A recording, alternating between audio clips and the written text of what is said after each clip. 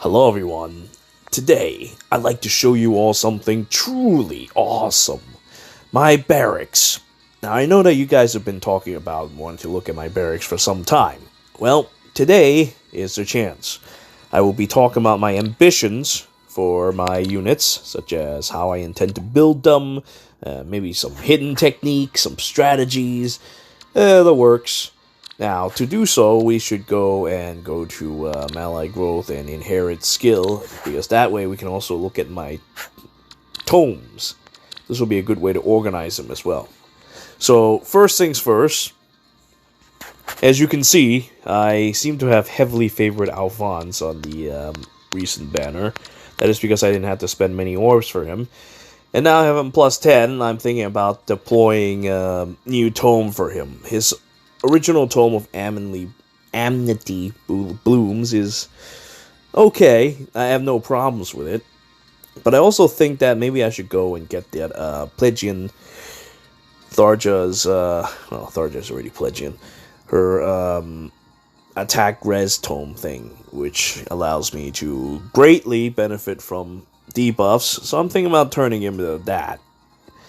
Could be useful. I'm still thinking about it though, because to be honest, Alphonse is more of a byproduct. It's not something that I really want to build, per se. We'll think about it in a bit when we get around to it. And then there is Alphonse himself. I still have his Alfonso Despacito build. That'll likely never change. It's a player face heavy destruction build, but it has nothing for defense. And he also needs to be like at half health before he can unleash his technique. A little difficult to use, but the story mode sometimes is easy enough for me to take advantage of it. And likewise with Sharina, I mean, I still kind of kept her the same way I did before. And Anna, it really is amazing how I actually thought that I could play these characters up to story of book 5. I'm still going to do it, but it's a lot harder because units these days, they have no soul. All they have is a lot of power, and there's not much I can do about it. I mean, let's take a look at Gustav, okay? Gustav here is a +0. Doesn't give a shit, though, because, I mean, his stats are, like, really, really high. As good as something that's a +10, like, a couple of generations ago. So, nowadays, you can just summon, like, a +0, +1 unit, and you'll be okay, because their stats are so high, it almost doesn't even matter.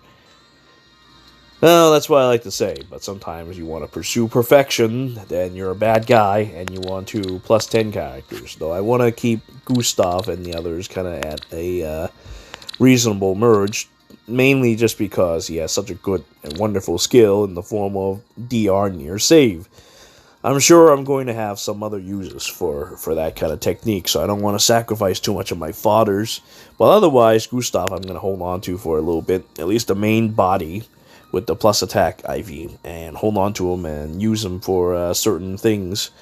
See how we get with that. I mean, there's always going to be some kind of content that requires this or that character. You know, you want a character that's from this game, you want a character from that game, or sometimes you just want to build like a theme team for like Grand Hero battles or something stupid like that. Well, that's one way to go about doing so.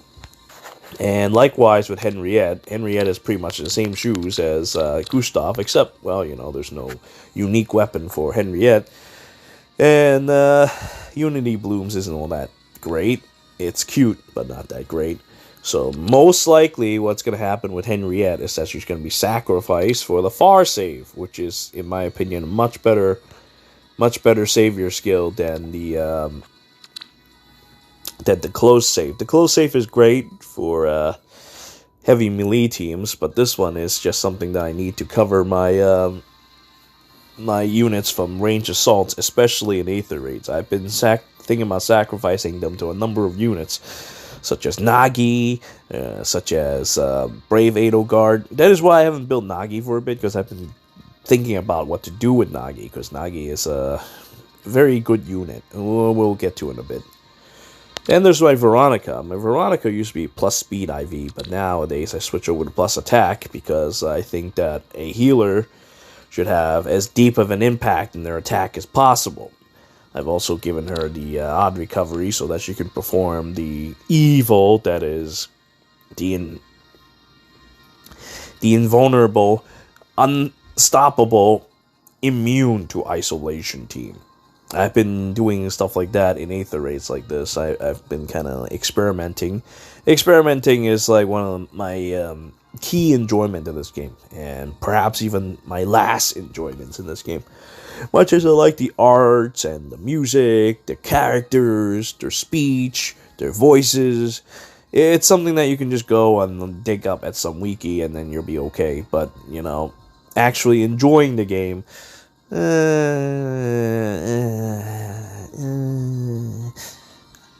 I think it's better to build characters and play around, watch people die painfully to them, and call it a day. And I no longer have the same, drive I used to. I feel that others probably noticed this too. That is why things have been kind of quiet lately. But that's just how it is. And that's a bit of a confession from me. I just not the same as I used to when I plus 10 characters, just because I mean, recently I just did Sarah. That's a bit of a,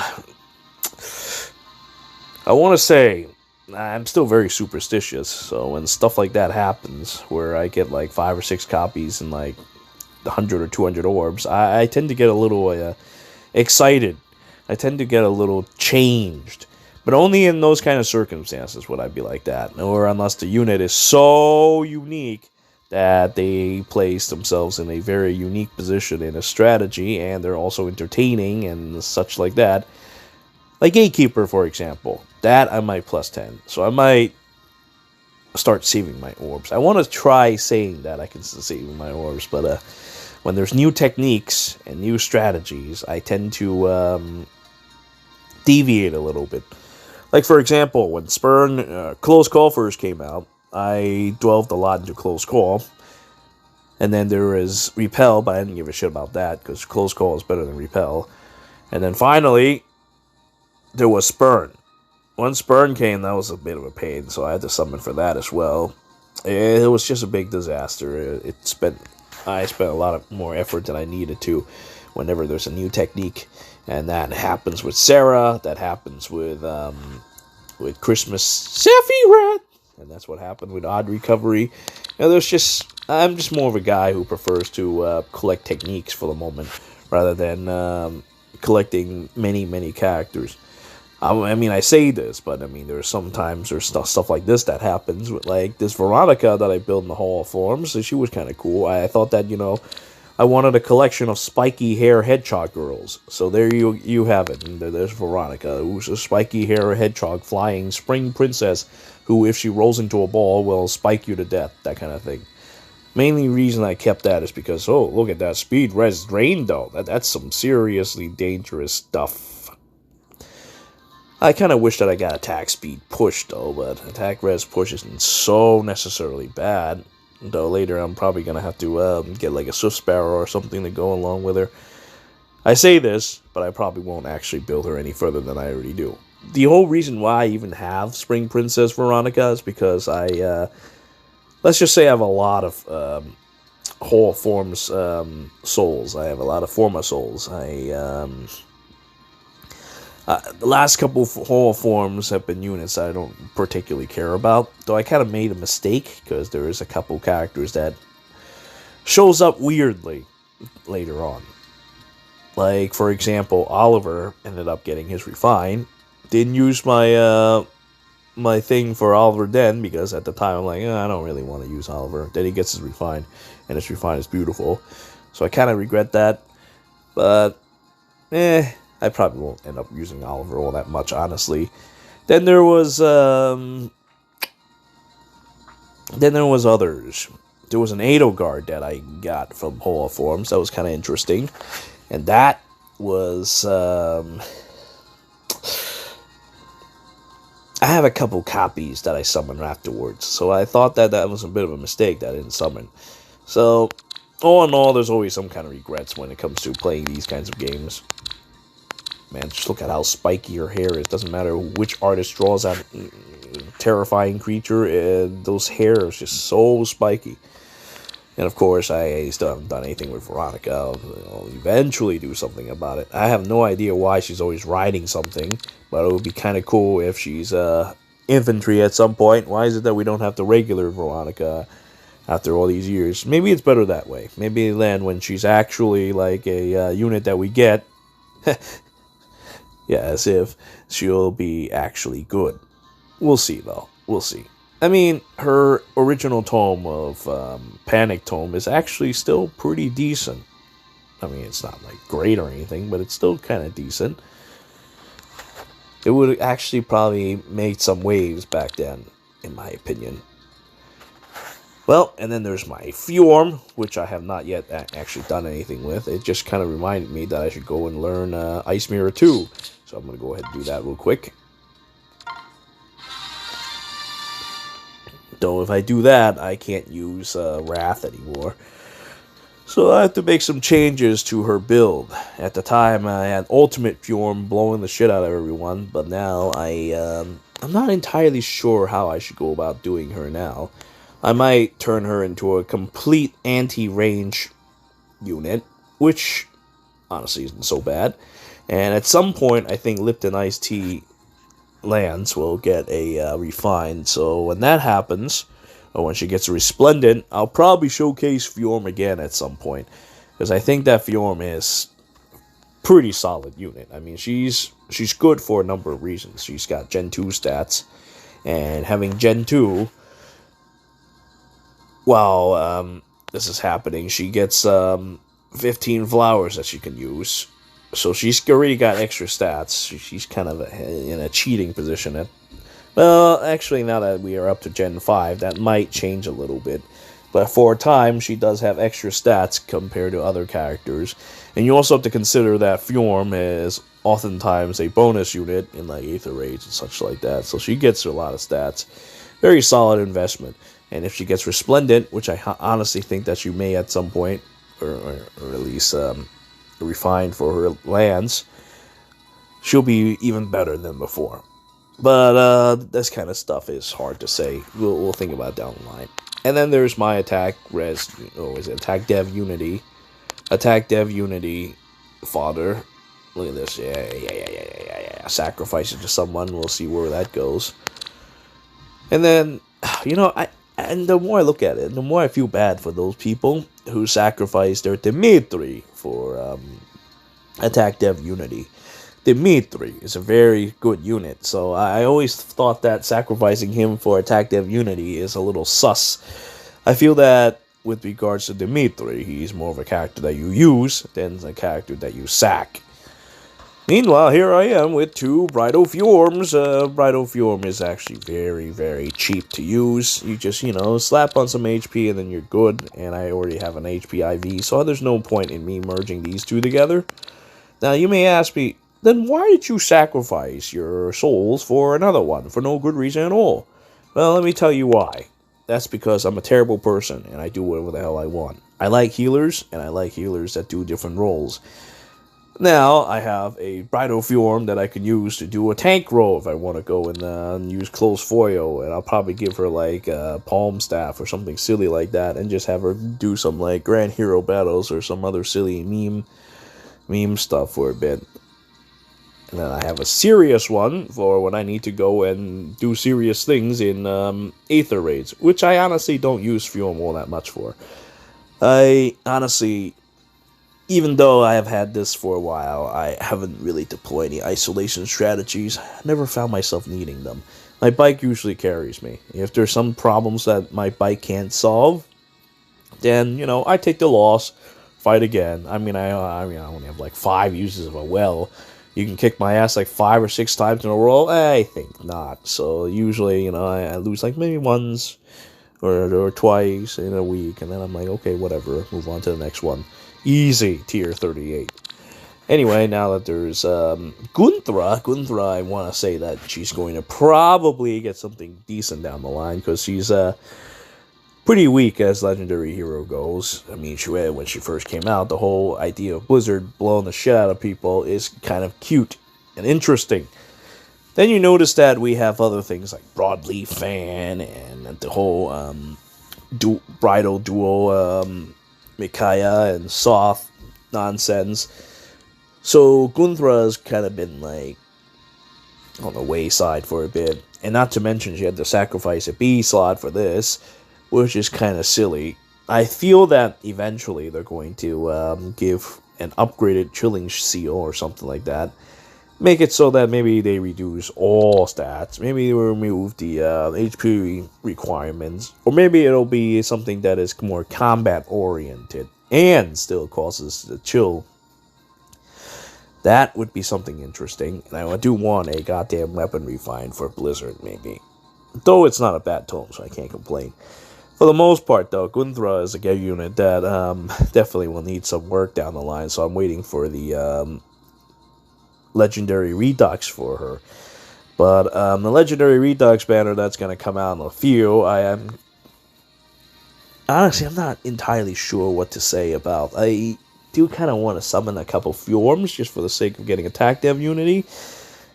But I also don't really want to get Attack Dev Unity, because for someone to use that, they have to have, well, a built-in DC weapons, and I don't really have any, I don't have many good DC weapons, and generally I think that Attack Res Unity has probably a little bit more higher value for something like this. So that also means that the character who uses Attack Dev Unity should have high resistance as well. So it's one of these things where I haven't quite decided on what to do. And the banner is coming soon, so I should make a decision. I probably will not summon on it because I want to save my orbs for a bit. And I'm still uncertain about Attack Dev Unity. Whereas for Gunthra, I want to say, what does she come with anyway? What did she come with? Death Blow? Or did she not even come with that? Maybe she'll get an interesting skill. Oh, she came with Fortress Res, I think. Yeah. Or does she? I feel like that's what she got. I don't remember. Maybe she'll get something decent. Halfway decent at the very least. Either way, if I get Gunthra, depending on how she gets her upgrades later, I might even work on her a bit. Because I like Gunthra. I mean, look at her. She's so big. Why is Gunthra so big? Though I feel that Henriette is probably still bigger. This thing is evil. I mean, look at this. This thing is like a fucking, squid octopus thing, if you just look at her shadow. She's terrifying. And she's big. Big is terrifying. Oh yeah, I also have another Gunthra. That's also very big. Though I'm keeping her mainly just for Disarm Trap. I kind of regret that I sacrificed a previous one for Rally Dev Res Plus. Because at the time, at some point in the past, I actually cared about getting a little bit of extra points. But as it turns out, it's a fool's errand. It's not worth sacrificing anything for, because they're always going to be releasing units with more BS2. Oh, hey, you're on the 190 bracket, 195, 200. It doesn't really fucking matter what you summoned before, because, being on a higher bracket most likely will trump that. And then you have to worry about getting that skill over, and it's just an endless, vicious cycle. I'd much rather invest on techniques. And in Gunthra, there's a technique available in the form of Disarm Trap. Or I suppose, none of that ARO skills. But Disarm Trap really is a good skill, though, I have to say.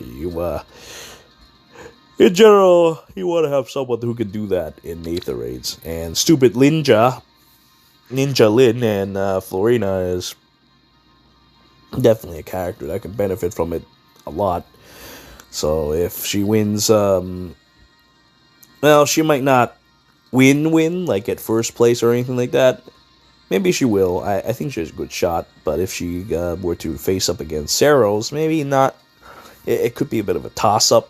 Regardless, I believe that they will make a banner for the top 4 anyway, so I don't think it doesn't fucking matter. I think that as long as she's in the top 4, I can just summon for her and everything will be just fine. As for how many copies I'm going to get of her, I would have to say probably 1 or 2 at most to keep her HP at a more manageable level.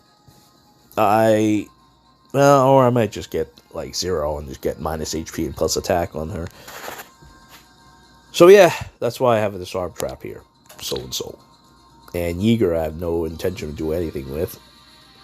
We all know how axe infantry is like, and there's very high competition that seems to try to outdo one or another somewhere down the line. And then there's our pal Surtr. I have no use for him. I just kind of had him sit here for a bit. Though Surtr for a bit was pretty menacing. I never liked the idea of using Surtr in my defenses and such like that. It's cute. It's kind of scary back then. But now, he's pretty much just fodder. Well, I want to say that, but he's actually still very good. Honestly, he still has pretty decent BST. It's like 180 something, if I recall, or at least close. And then he has that Surtr's menace, but you know, there's so many ways to counter the likes of him now that it doesn't really matter. And of course, we have my pal Legiorn. Legiorn is very interesting. As you can see, I have Ninja Katana with Swift Sparrow, Wyvern Flight, and Odd Tempest on her. She was definitely a very interesting character that I lucked out with in Hall of Forms, even though I was kind of like, you know, I just want to pick up Bridal Fjorm and be done with it. Then I accidentally come across that. And when her build is like this, I thought to myself, you know, maybe this is a sign. And then, of course, I then later, when I started summoning on the Valentine's banner, I ended up pulling more Legiorns, and that's when I realized that fate has added out for me. I need more Legiorns, and that's what's happening right now. I also was a bad guy, that's why I have these. These I'm probably just going to keep for Swift Sparrow fodder. And this I have not done anything with, because she's also fodder. I think I did it for Dev Tactics or Chill Res or something silly like that. Levitain is interesting, but Levitain I don't really do anything with, although I did give her Steady Breath at one point because I wanted to make that silly build with her. I literally sacrificed a bike at one point just because I want to make a meme video. Although I did, I suppose, wanted to build her at some point, but I ended up losing interest in doing so. Because times change. Although I like the idea of a blade that can give extra attack based on total bonuses, which is one of a kind when it comes to ranged units. By the time that I actually want to build her, it was a little too late. There's much better units for this kind of stuff. And this one, now that Raffle Staff is a little more available, I probably will just merge into this one. Though I have no real intent to actually build her to anything. Maybe I'll give her Palm Staff or something down the line. But she's more like just a character I have there for fun. I do want to plus 10 her. Maybe later down the line they'll have like these seasonal banners for really old, really bad seasonals that you can just get plus 4-star or 3-star versions of. I would summon on that. But I'm not going to go out of my way and try to summon 5-star Levitains to merge. That just doesn't happen.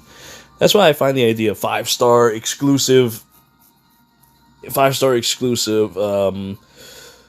seasonal units to be kind of silly, especially if they don't have any pref weapons. The old ones, they really seriously need to just have like 3 to 4-star versions that you can just summon, or better yet, 2 stars or 1, so I can just get their plus 10 already. God fucking damn it! It's not like she's gonna be a big threat. Well, plus 10. She's a very old unit. She's not even good. Though, you know, sometimes there are people like me who build some for fun. Hell is very funny. I like Hell a lot. So I like her so much that I went and gave her some flowers, and at some point I'm going to want a plus 10 Hell, because Hell is just so funny. But Hell is such a funny character, dude. I just like the way that, hey, if you're not able to double her and you have physical units, you're fucked. That kind of stuff is very funny. I mean, it's balanced in the way that, oh, you bring in like a magic unit, then she's fucked. But I just absolutely love that kind of stuff. I love checkmating people in stupid ways such as that. Now, there's a guy on my friend list who is a bad guy, and he has, there it is, there's Scuttleless. He has a +9 one. See, I want to be like him.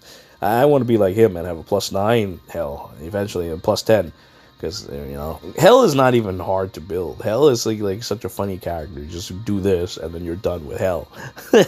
Hell is like pretty much all set up already.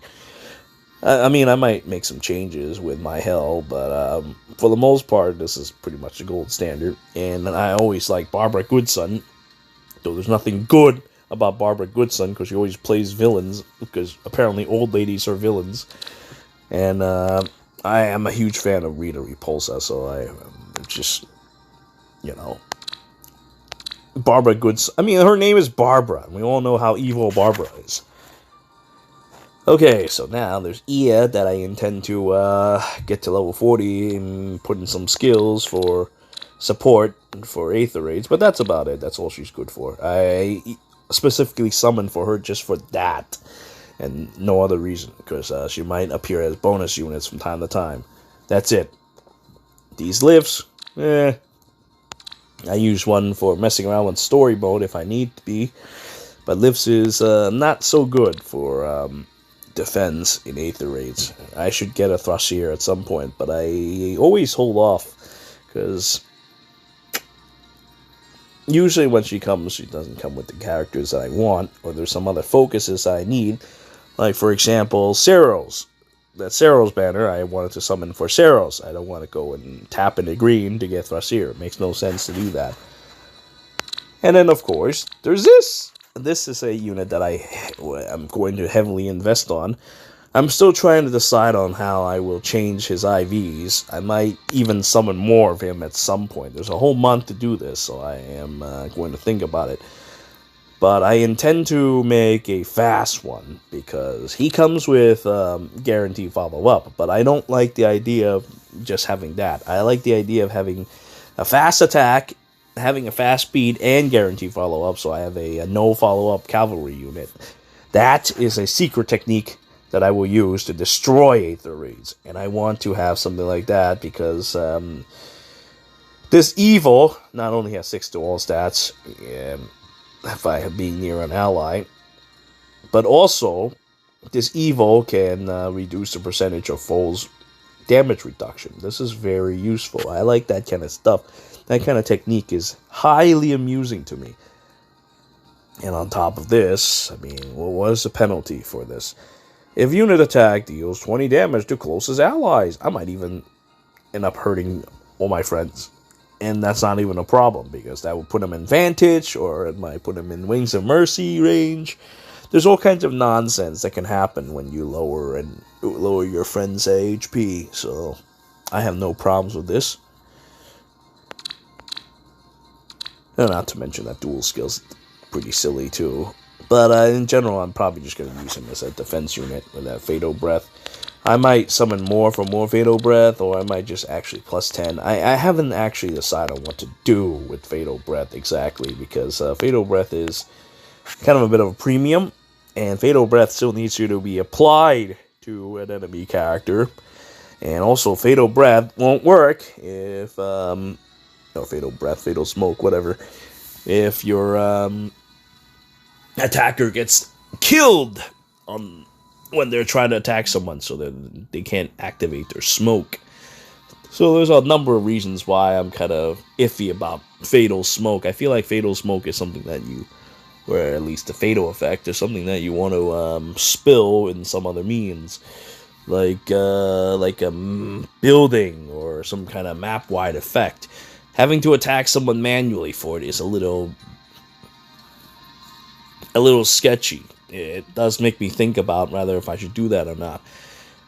Though I might use it for some of my key characters, especially a cavalry team, and in doing so I can wear down the enemy tanks and kill them. That is the most important thing. That is the whole reason behind using this, so that your cav lines can congregate on a unit and crush their tank at some point so that they can't heal back. It's a pretty violent technique, and I'm going to have to, once again, investigate how likely I'm going to do this with the rest of my Cav team, and that will determine how much I will actually summon for Lif. Alright, and then there's Loki. Loki's failed. Well, it's funny, but well, she's failed to be too good, because nowadays Thok is a bit outdated. I think she needs to refine, and then she can lock down maybe more units, or maybe she can lock down more categories of units, or maybe she can have another effect altogether. In any case, I like techniques like this, but Thok, as it was, even in the beginning, where it can only lock down range unit, made it a little not as desirable for me. Now, isolation and such like that, or fatal smoke, if she can spread fatal across the map, now that would be interesting. See, then that's the kind of stuff that I'm looking forward to. Maybe she can do that down the line. And we don't even need to talk about this one. And there's Peony and more. I used to have 3 Peonies, but now I merged one into another one because, well, I do like stacking stats a lot. It doesn't give me as much points in Aether Raids, and my bike is very strong, so I don't really need that much extra speed. Not to mention having to align them to do it is a little bit of a pain. Though, I suppose having a Mythic effect in light is pretty useful. I think that what's end up going to happen is that I will pull a new Mythic hero with speed. One of those new Mythic heroes that uses up the extra slot, that kind of stuff. Although having an extra slot in Aether Raids offense could be a bit of an issue as well, because if you're facing against hyper-offensive teams like mine, you might run into a situation where one of your units get exposed. You can't hide them no matter what, and then you end up losing them. When you lose a unit, it's a significant loss, because you end up taking like a 10-point loss, no matter if you want to or not. And that 10 points could be kind of significant in terms of how far you intend to get into an Aether Raids. Though I suppose nowadays, now that I prove to myself that I can easily get to tier 38 without any effort, I probably might start loosen up a bit. Honestly, I feel that I kind of overdid it a little bit when it comes to points. Even though, for the most part, my Peony really is nothing in terms of like how other people do it. There are guys out there who plus 10 their Peonies and plus 10 their ears and plus 10 their shit and that, just so that they can get so much extra points for Aether Raids, so that each of their fights are like more than 420 points, and they bug out their Vault of Heaven. I only get 380 something, 390 something if I'm lucky, because I don't plus 10 my offensive Aether Raids heroes. Just not my type of technique. I prefer focusing on defense. I like watching people die to defenses. It's a lot more fun, and it gets me more hard than having to deal with some other people's defense. You know, I generally do not like playing in Aether Raids offense, because I don't want to spend time to think. I don't want to do that. I'm lazy. I'm old. I'm tired. I have a lot of work to do. I don't feel like sitting down each day. And that's the problem with Aether Raids in general. You just sit down each day to play a game. And it's like anything that takes more than 5 minutes is a pain in the ass, because you have to do it every day. That's why I thought that Aether Raids is stupid as fuck. And I also think that the people who play Aether Raids so seriously are stupid as fuck. But that's just, that's what totally my opinion. I mean, they can do whatever they want with the game. They enjoy the game for what it is. They enjoy the game for what it is. But I get tired of having to doing the same shit over and over every day. So I prefer to find some technique to make it much easier for me. And that is where bike comes in. And that is why I sometimes lose with bike. Because, you know what? It's better that way. You know what? I'd rather lose like once or twice without having to use my brain, and then just go ahead and use a well or some shit like that and be done with it, rather than I have to do this, I have to make sure I do that to get the fountain, to not lose my units, yada, spend 30-40 fucking minutes on it. It's not very interesting to me. I mean, I'm sure it might be for some other people, but it definitely is not for me. I'm too old for that now.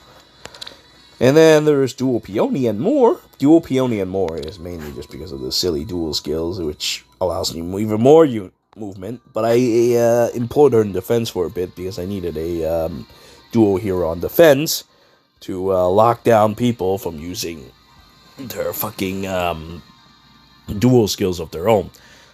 Eventually, though, her role is going to be purely offense or some other things, because I would much prefer Dual Sigurd on that role. So when Dual Sigurd, if they come out on one of the banners, I'll probably summon like one and use that for my defenses. Maybe two. We'll see. I don't know yet.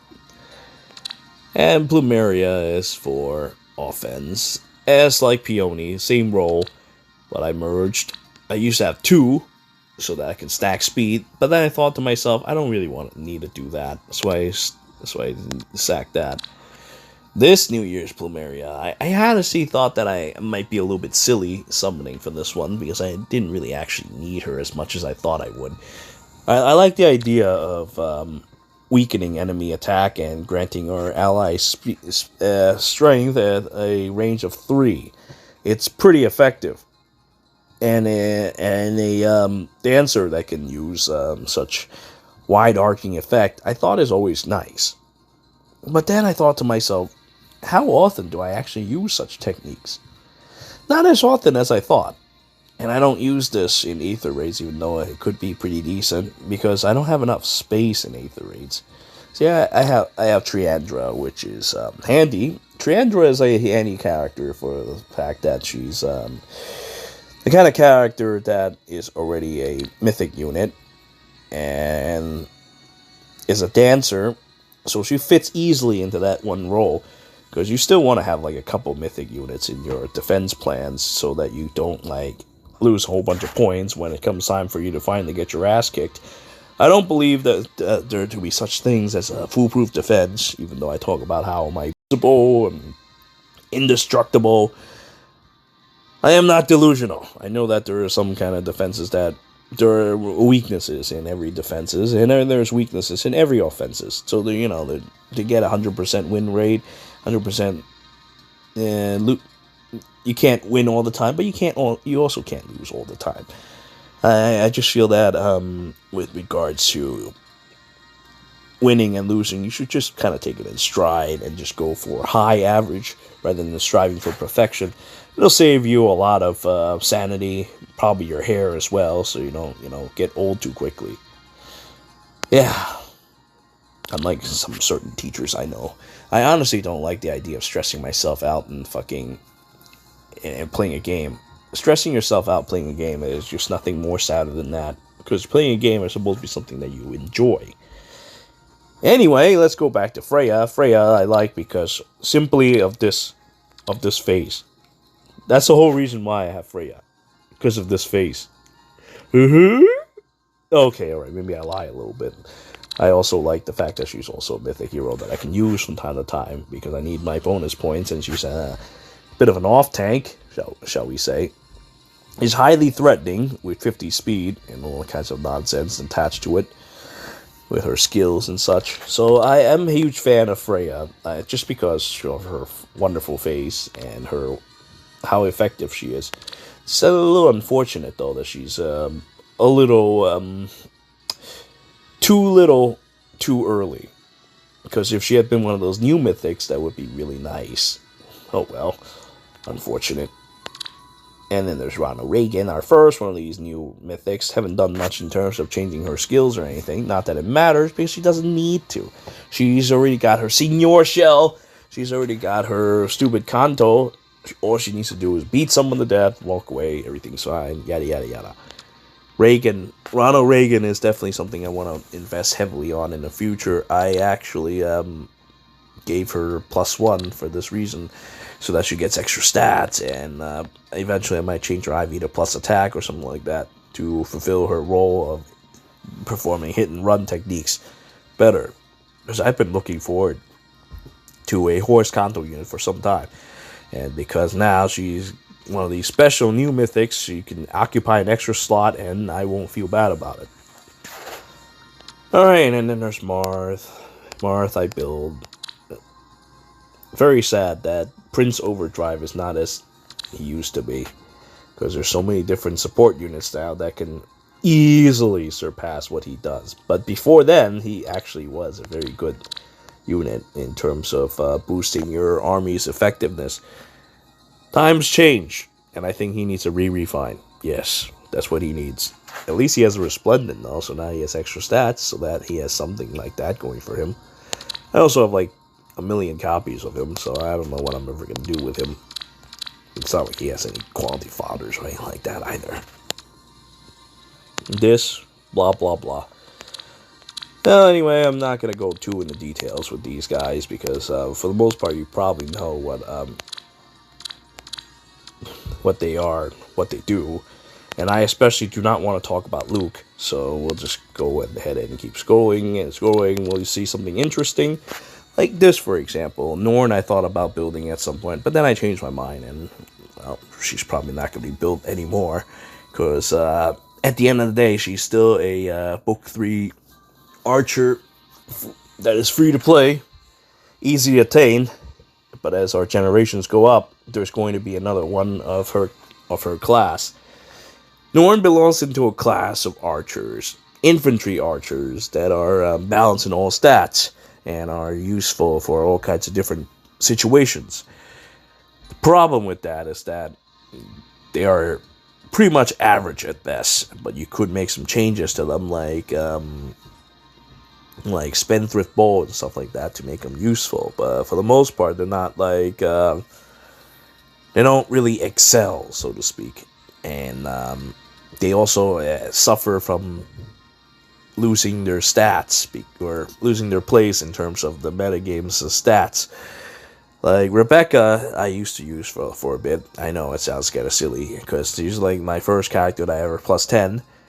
But then, you know, times change, her stats blows now, and I mean, her arts never was good. Oh, okay, that's kind of rude. I think that her shiny eyes is actually useful and kind of cool and gives her character, but it would be kind of nice if she gets a resplendent skin, goddammit. And then she might be as good as Norn. Yeah, I know, it's not that great either. And then there was Nina. Nina's a 5-star exclusive. Now that one's just silly as hell. There's no way I'll ever build her. So I don't know, maybe there'll be more down the line. There was also Dagdar's kid. Dagdar's kid is just weaker than Norn, because I think she was a little earlier. In any case, doesn't matter. They all belong in the same class of not too special units. Al-Qaeda I built up to plus 10 a long time ago, and was one of these units that I intend to build a Gale Force strike team with. That was a long time ago. But now, see, this Gale Force strike team works together with Claire Bear and Bubosaurus Rex. At the time, I was going to arrange all their attacks to be near like 54 or something like that, so that they can all have extra attack, or have extra defense, or have extra resistance from the likes of the evil hell puppeteer Eureka, so that they can tear things up together with their Gale Force, since these guys all come with flashing blade in their weapon. You can essentially have a full team, or at least 3 flyers with extra cooldown charge +1 bonuses, so that they can just kind of kill something, build up Gale Force quickly, and then fly somewhere else again to keep up that rampage. But like I said, times change, and that kind of role is more suited for the likes of other units now, like T-Barn and shit like that. Like due to their having an extra range, these beast units pretty much stole the role that I had intent for Al-Qaeda and friends. But they can't steal this. They can't steal the fact that, hey, you know, I want to build up more charges, and there's only one heavy blade on the team, because there's only one heavy blade seal, and flyers normally cannot equip flashing blade seals. So they can't steal that. So they still could do something like this down the line. I'm still kind of considering it, especially since Al-Qaeda did get her resplendent, so she has the skills, stats necessary to continue performing such evil. Claire Bear, though, Claire Bear will need some help down the line. We don't talk about this unit, so now she's a book. Now, Feather Sword is very interesting. I've always thought about this baby Al-Qaeda for a bit, but I also don't like the idea of building a character that I don't particularly like. Al-Qaeda is not a character I particularly like, though I do find the whole effectiveness against 5 different things to be highly amusing. I, at the end of the day, didn't really like that banner. I thought that banner was stupid and did not want to summon on it. And it's not like Al-Qaeda is completely immune to all kinds of stuff either. But she is an overpowered unit. Do not get me wrong. I have a friend that has a plus 10 Al-Qaeda that I use a lot in Loki's pawn. And that shit destroys. One of the best frontline defenders I ever have. Frontline defender and offensive unit. That's the best part about this Al-Qaeda. She's good for both offense and defense. I mean, who knows? Maybe down the line I might change my mind and decide that, you know what, I'm going to go and invest on her if she comes in a more readily available banner. But for now, I have no intent for doing so. I'm more intent on pursuing new techniques. I don't know. My minds may change. I always change my mind sometimes down the line. But I know some things I don't change my mind to is these units. These units are silly. I have no need for them. Diao-chan, Lindy is someone that could be decent if I can just get that desperation tome. That could be decent, but even then, I mean, it's, you know, it's just mainly a unit that you get for fun. You build for fun. She used to be like the top tier DPS unit. And the fact that she's got the highest attack and speed in a tome, and she's 5-star exclusive. But now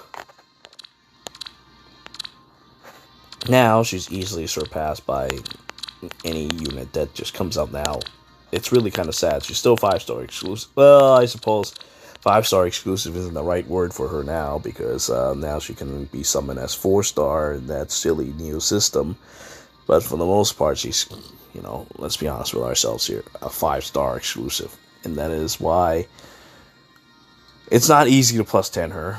And even with Resplendent, the only reason why I would would give like that wave tome, and then, you know what I'm talking about, that the one that comes with desperation to her, is just because she has Resplendent and has more stats and can hold herself out for a little bit longer. But for the most part, though, it's really nothing that special. There's other units that can do similar techniques and have more vicious side effects, such as Celica, which we'll get to once we get there. Alright, so there are these funny units. Oh, man. Minerva is not so good anymore, even with Resplendent. But this one, she's going to get a whole form soon. And when she gets a whole forms, I intend to build her quite powerfully. The spring white wings, though, they can kiss my ass. I have no real reason to build them. Well, I say this, but I might end up doing the same shit that I did with Veronica and end up getting a copy of Spring! No. Or I might not, because I feel that I'm lazy and I don't really want to waste my time on that. I also... Alright, let me put it this way. The reason why I have so many souls in whole forms is because I needed some orbs. That's the whole reason why I bought those damn things. I just wanted orbs. And it was a side effect that came from doing so. Because I like buying things that has stuff attached to them.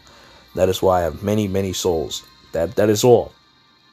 Each time there is a new Hall of Forms, so I want to make sure that I have one for a unit that I may or may not want. And that is what's going to happen with Baby Minerva. Apparently, if that is indeed the case, if they are true in their words, and that is what's going to be in the next Hall of Forms. So, yeah, Dragoon Axe and friends are going to be very nice. I'm going to build her and make some use out of her. Demon Maria. I need her to get a resplendent and maybe a unique weapon of her own. But otherwise, she used to be the fastest healer in the game. Hard to take down. She doesn't do a ton of damage, but she's hard to kill. She's a speed demon, and that is why I called her the Demon Maria. If she gets a resplendent and a refine, maybe she may yet reclaim her throne of darkness.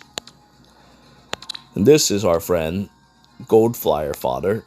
I build Flying Nino. I guess I love the idea of triangle attack. Triangle attack is scary, and Flying Nino here has the ability to dish out 2 Lunas, which is disgusting. 2 Luna is disgusting technique. It does a lot of damage. And then there was Est, which I predicted correctly would have this fucking lance that is effective against armor units still, and you have triangle attack with. And a triangle attack on a armored unit is extreme pain.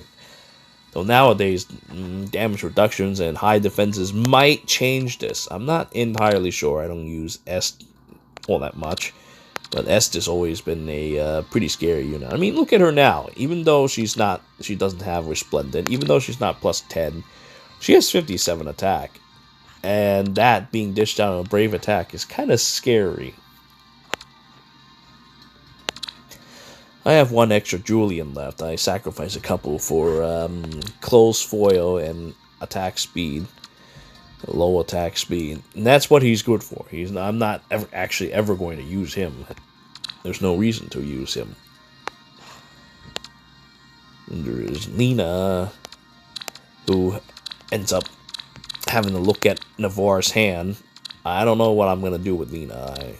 I find her kind of cute. I find her like some kind of evil adult Demon Maria creature, but I also don't want to waste resources building a unit that I might not use anymore.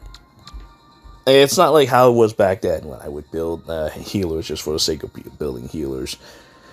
Now, times have changed a little bit, and I want to invest on healers that I'll actually keep, healers that I'll actually use for a while. Because for the most part, a lot of these plus 10 healers that I have, they kind of fell by the wayside, like Demon Maria here.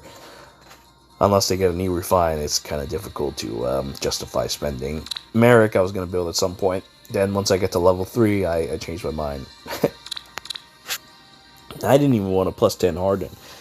But I wanted to summon Claire Bear at the time to talk about that strategy that I was going to use with Al-Qaeda and Bulbasaurus Rex to Gale Force and fly over the map. And that is why I summoned on that legendary banner to try to get Claire. And instead I plus 10 Harden and Fjorm. Isn't that great? Though Harden isn't a bad unit. I mean, he is a stat stick. And even now, he's not so very bad. Hopefully he gets a refine that'll make him truly powerful. I also like the idea of using Sylvain Shield for for armor units so that they can have no weaknesses. And only armor units have DC though.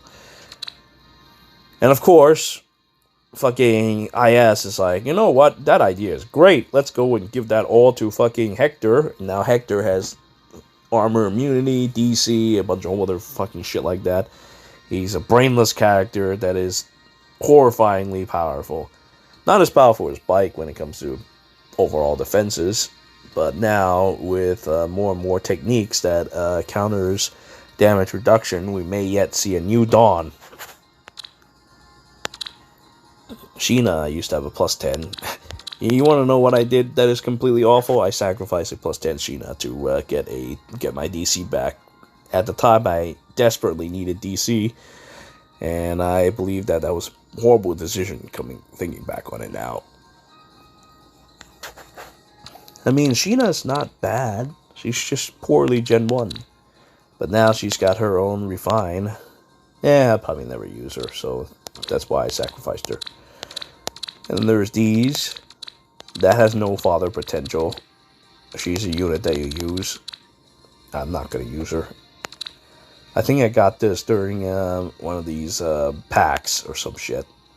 Stinky Tiki fucking PD broke me. But she might be useful. So I kept one. Though I highly doubt I'll ever actually use her. And then there is Nagi, which I have so many copies of. 1, 2, 3, 4, 5, 6, 7, 13 or more. Let's see, this is like 10. Yeah, this is like 10 because this is +1. I had a lot of Nagis, and I remember sacrificing 1 extra to someone else, or maybe even 2, so I had like 17 or more at some point. I still have a lot, as you can see, and I'm still thinking about rather to, which IVs I would like to invest on her. I might go for more res, for more solid Dragon Wall, because she does get a super asset when it comes to res and dev. And I want to maybe get Dev to balance out her defenses a bit so that she has an equal amount both. Or, instead of not on these more situational stats, I might just focus on attack and just hope that I can take out the enemy, which I think is a lot more solid if you want to stop something like Fatal Breath from doing their fatal businesses. Otherwise, I feel that Nagi is a character that is really, really powerful because she's got a triangle advantage against colorless foes. She's got a special trigger, accelerate special trigger as a breath unit. She also reduces damage from AoE effects dramatically.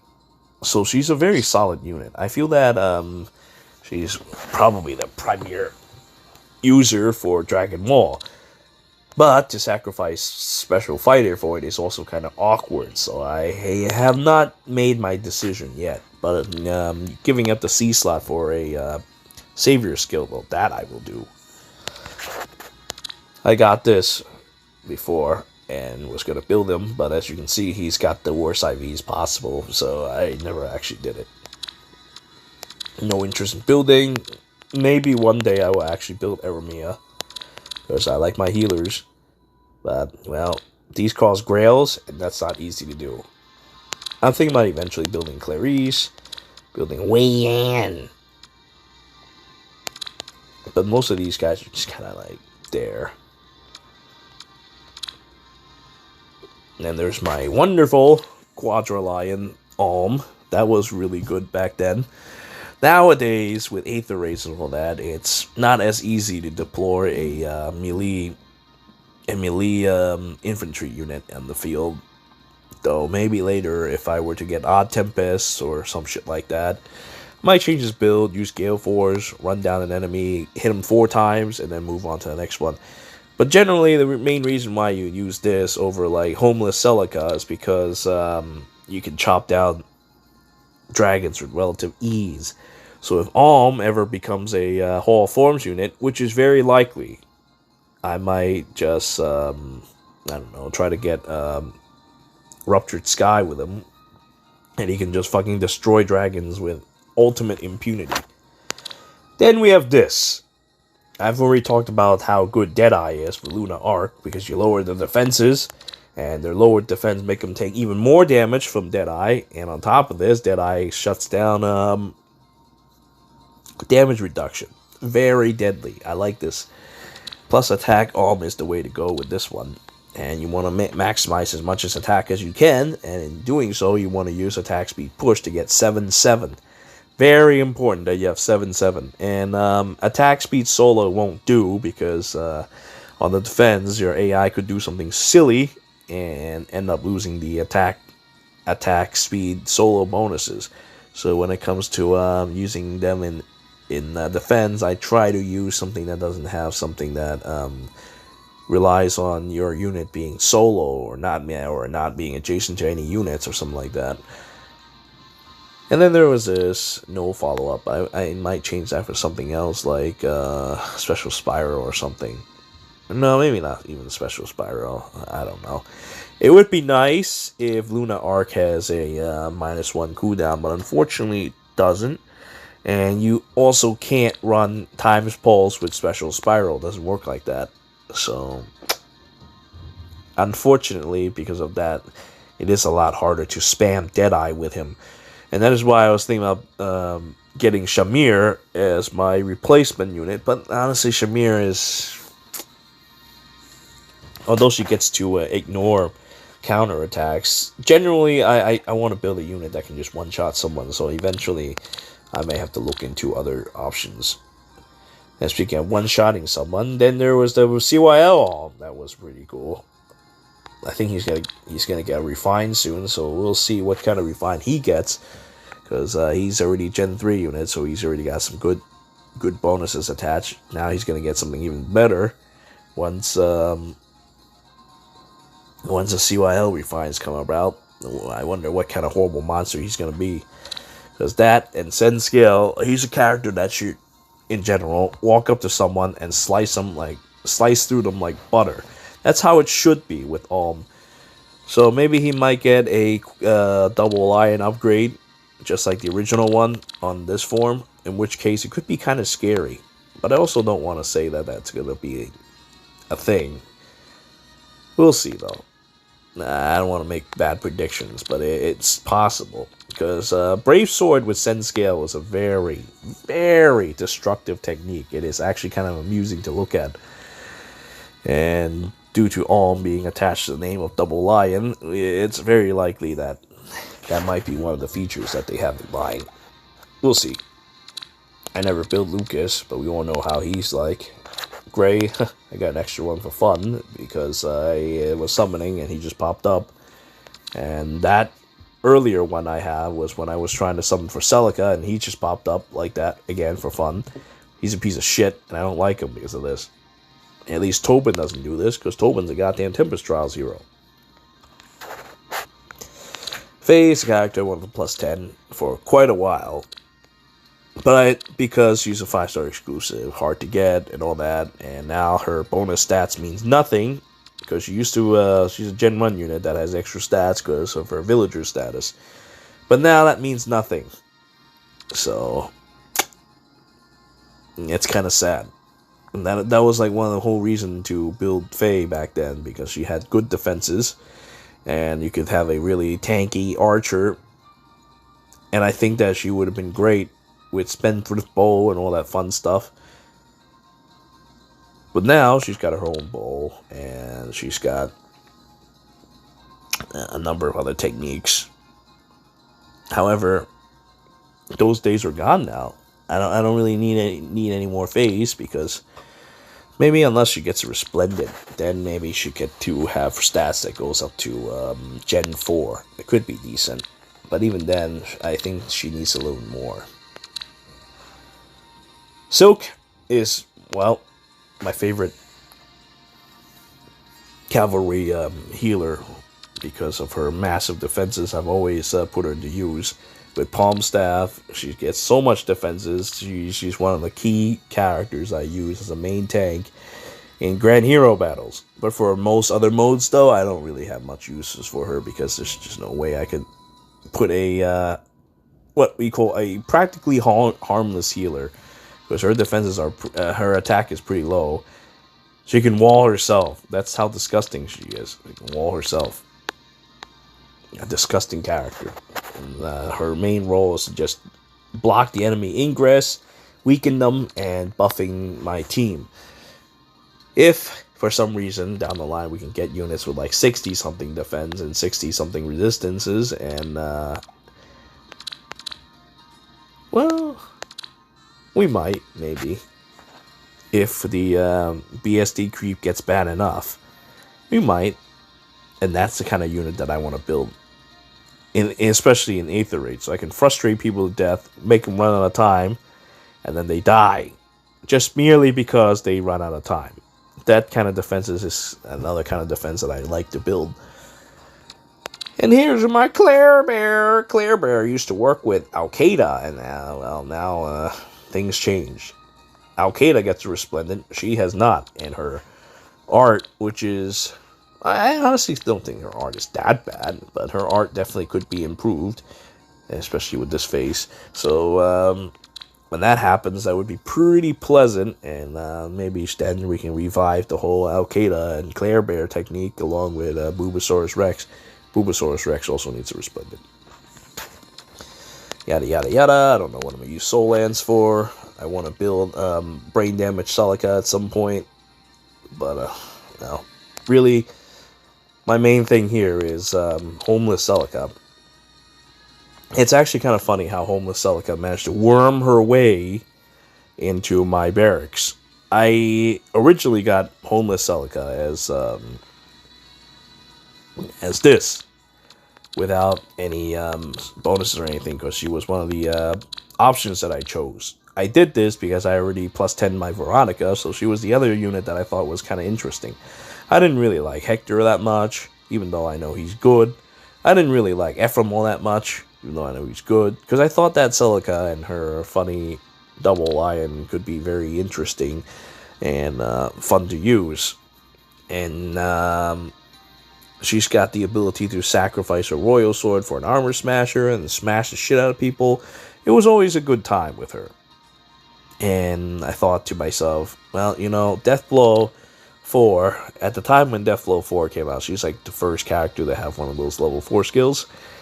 I thought to myself, wow, dude, that's disgusting. This game is disgusting now. Now a character, now we have level 4 skills, that's just not even right.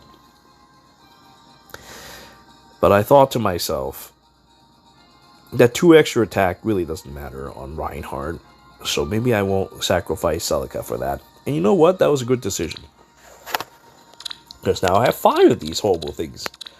Maybe one day I will get them plus 10 and I can use the new Celica's Refine. I don't even remember what it does again. I think it just heals her and something. And I could do that with Gale Force and have her just zoom around the place with Odd Tempest and tear apart the enemy team on Aether Raids. That's one thing I might do. I have to think about it though. It's a little awkward. Whereas with Celica, with the Queen Celica, with the Saintly Sephiroth, that's another thing altogether. That just does so much damage. Comes with Desperation and no follow-up in the same B slot. It's just an absolutely powerful unit. You don't need much thinking when it comes to using this Celica. May and Boy is just side characters. I like them. They're cute, but that's about it. They need to get some Resplendent. And I am always upset about the Springtime staff. It's so terrible. It's such a terrible staff. I haven't even refined it yet. You know, if it had, like, guaranteed follow-up attack, that would have been kind of nice. But it doesn't have that. And I am certainly not going to go and raise her speed. Because Sarah can do what Jenny does, but better. Except for the whole healing part with the Springtime staff. But that's not exactly a very useful skill, I'll tell you that much. I guess you could Gravity. In any case, I have extra copies for Wrathful Staff, Saber, yada yada yada. Vampire Delphia actually is a character that I want to plus 10 just because I like the character. But I wasn't going to actually, summon for her. So at the end of the day, I'd like to, but I'm not actually going to actively work on plus 10ing. Though she's a very fairy vampire, and she looks like she's lost even more weight. So she's like this. She looks terrifying. Honestly, she looks ridiculous.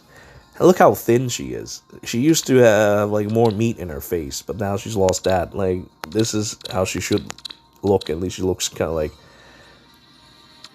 normal. This form just looks so skinny. Jesus Christ, it looks so like a pile of bones. It's ridiculous. Sonya as a character that I also was thinking about building up because Dark Excalibur's Refine is pretty disgusting, especially with the 10 extra damage. At least she can actually hold out to the test of time, especially since I have a plus attack version. And that's my 5 Duma defenses. 5 Duma defenses. I should really make a video of that. I have no plans for the secret at the moment. Arden, I think his Refine is absolutely amazing, but I also have no reason to build him at this time. So he's Not bad. He's not bad at all. Arden's Blade being able to work even when foes initiate combat. That's the first refined that has this ability. I mean, the ability to do this has been introduced by Reinhardt, but he's the first guy to get a refined that does this. Yada yada yada yada yada yada. Well, let's see. I'm just going to kind of scroll down since time is running out. I have kind of been talking for a bit. I'm looking at Raspy. Oh, there's my plus 10 Julia. My plus 10 Julia is kind of amusing, isn't it?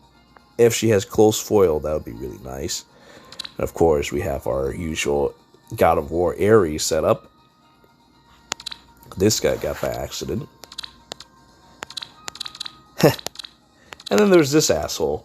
This asshole who has used to have a pretty good dome with the whole minus of 6 attack nonsense, but now everybody does it. So now he's been relegated to hell. Maybe later, when he gets a refine, he'll be decent again.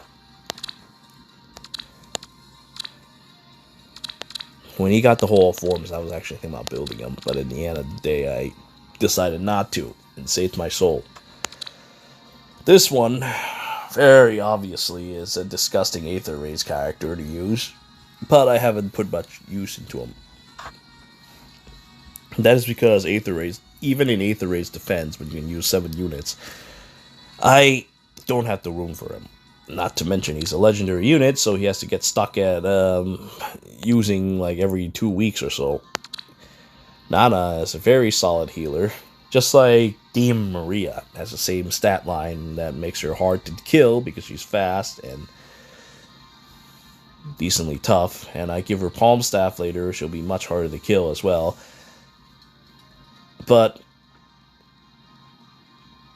I haven't found much use with Nana lately because I've been using Don't Buy Clearine for that role. I've been using Elise, I've been using Veronica, and I've been using the previously mentioned Silk. So, Then there's the evil. God. Why can't she stay as stone and come instead of coming here? Now I have like 7 of her. God fucking damn it. Every time I try to summon for something, I end up getting pity broken by her. It's terrible. I kept a close call fodder for whatever reason. And this Shadow Sword is always kind of interesting for one reason or another, because you get Desperation on a blade and has acceleration cooldown of -1. Could be very, very handy. That's the whole reason why I didn't do anything with, what's her face again? Catherine. Catherine has a similar technique, but Catherine doesn't have the cooldown reduction, if I recall correctly. Not that it matters, I don't think I'm going to build either. Then there's Dagdar's kid. Not going to build because fucking Norn surpasses her, and I don't have any particular attachment to Dagdar's kid. This I got by accident, but he's good father. Ronin Warrior. I think I got him by accident as well. Not actually going to do anything with him, though. Now, what does Ronin Warrior do? Let's see, Ronin Warrior. Joint Drive Speed. That's the whole reason why of his existence. I can use him to get Joint Drive Speed. Duh, Reinhardt. I actually didn't even plus 10 him. I should do that at some point. And then there's this Reinhardt, which is kind of funny, because this Reinhardt is, I summoned a couple copies of it by accident, and luckily for me, he's useless as fodder goes, so I, at the end of the day, didn't do anything with him. But now he gets usually fine. He could actually be decent. Though honestly, I don't think he's all that great still. We have better units for that, like Altina, and Crispus Altina, who's even better than Altina. I have Owen, that I don't know and plan on doing anything with. Look at this. Even this one's a book. Hey, look, Stone Man. No use for him. I used Sarah to cure the stone. That's a plus 10. I've showcased her a number of times, and she'll probably continue to show up in my various defenses. Mainly just because of that stupid Kia staff removing all debuffs at the start of turn. I just need to do some HP manipulations. Everything's okay. Mein Kampf is a unit that I plus 10 for the use of the Pawns of Loki. I set up my team to make people lose a whole bunch of points. So that's one way to go about doing this. And eventually I might give him Fatal Breath, but probably not. I don't know. I don't really like him, and besides which, if your unit dies before they can apply the breath, then they're not so good. They can't apply the breath. And that is... he needs to be a little more solid, I think. He needs a little more speed. I think I need to figure out a good way to go about building him. Maybe I might just remove the whole distant counter nonsense on him. I don't know. I don't even know why I did that. I think I did that just so I could do the 6 Paths of Pain Plus. But at the end of the day, I feel that his main job is to just run down to an enemy force, use as much speed as possible, and if possible, I'm thinking about equipping like Wind Sweep or the other sweep, so that I don't get a counter attack, and then apply my poisons and shit. Yeah, he's not the kind of character that you would use to do a full sweep of Savage Vantage. So that's a bit of a mistake that I gave him distant counter, but I think I'll live. I'll learn from that. And then there are these Roys. Roys are boys. Roys are boys. Blah, blah, blah, blah. He sucks now because of Ellie Wood. He's never been all that great, though his Refined made him a little bit better. And his Resplendent gave him stats, so he's decent now. Didn't want to build him, though. Maybe one day. Never was a fan of Roy, honestly. Like in Smash Bros. Melee, all those years ago, there was a choice between Roy and Marth. I chose Marth. And I did not regret a second of it, because Marth is much more suited for my violent, quick fighting style, whereas Roy is slow and ponderous, gets himself in trouble. Racist Roy. I'm probably just going to use him as fodder. Dr. Wily, I'm not going to build him. I don't prefer his meme. I don't know what I'm going to do with this. Even though I had a plus attack Lilina set all planned out, in the end I didn't actually follow through with it. This is going to be for Broadleaf Fan, Sacrifice. I think I got this as a gift. Don't buy Clarine at plus 10. Using the Palm Staff. Yep, that's the way. I think I used Don't Buy Clarine because I favor the character more. The way she looks, the way she acts, the way she dresses. And her hair and all that fun stuff. She reminds me of Super Saiyan Don't Buy. And that is why I plus 10 her. Well, at the time I also plus 10 many other healers, so yeah.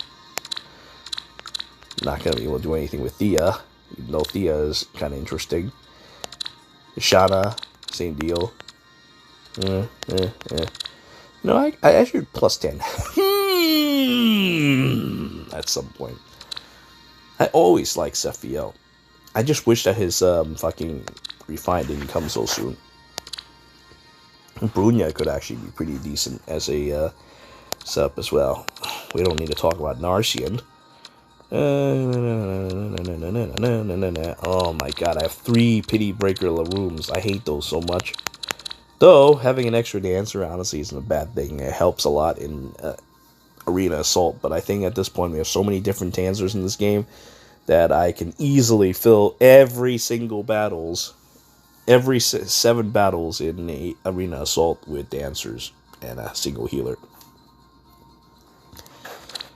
Ichida the Ichida. Oh, I think I got Pity broken by 1 at some point. My Ultra Phase of plus 10. I need to change her build a bit now that her Eternal Breath does not have distant counter. I think I should give her distant counter. This I have no intention to do anything with. And E-Green here is just for sacrificing.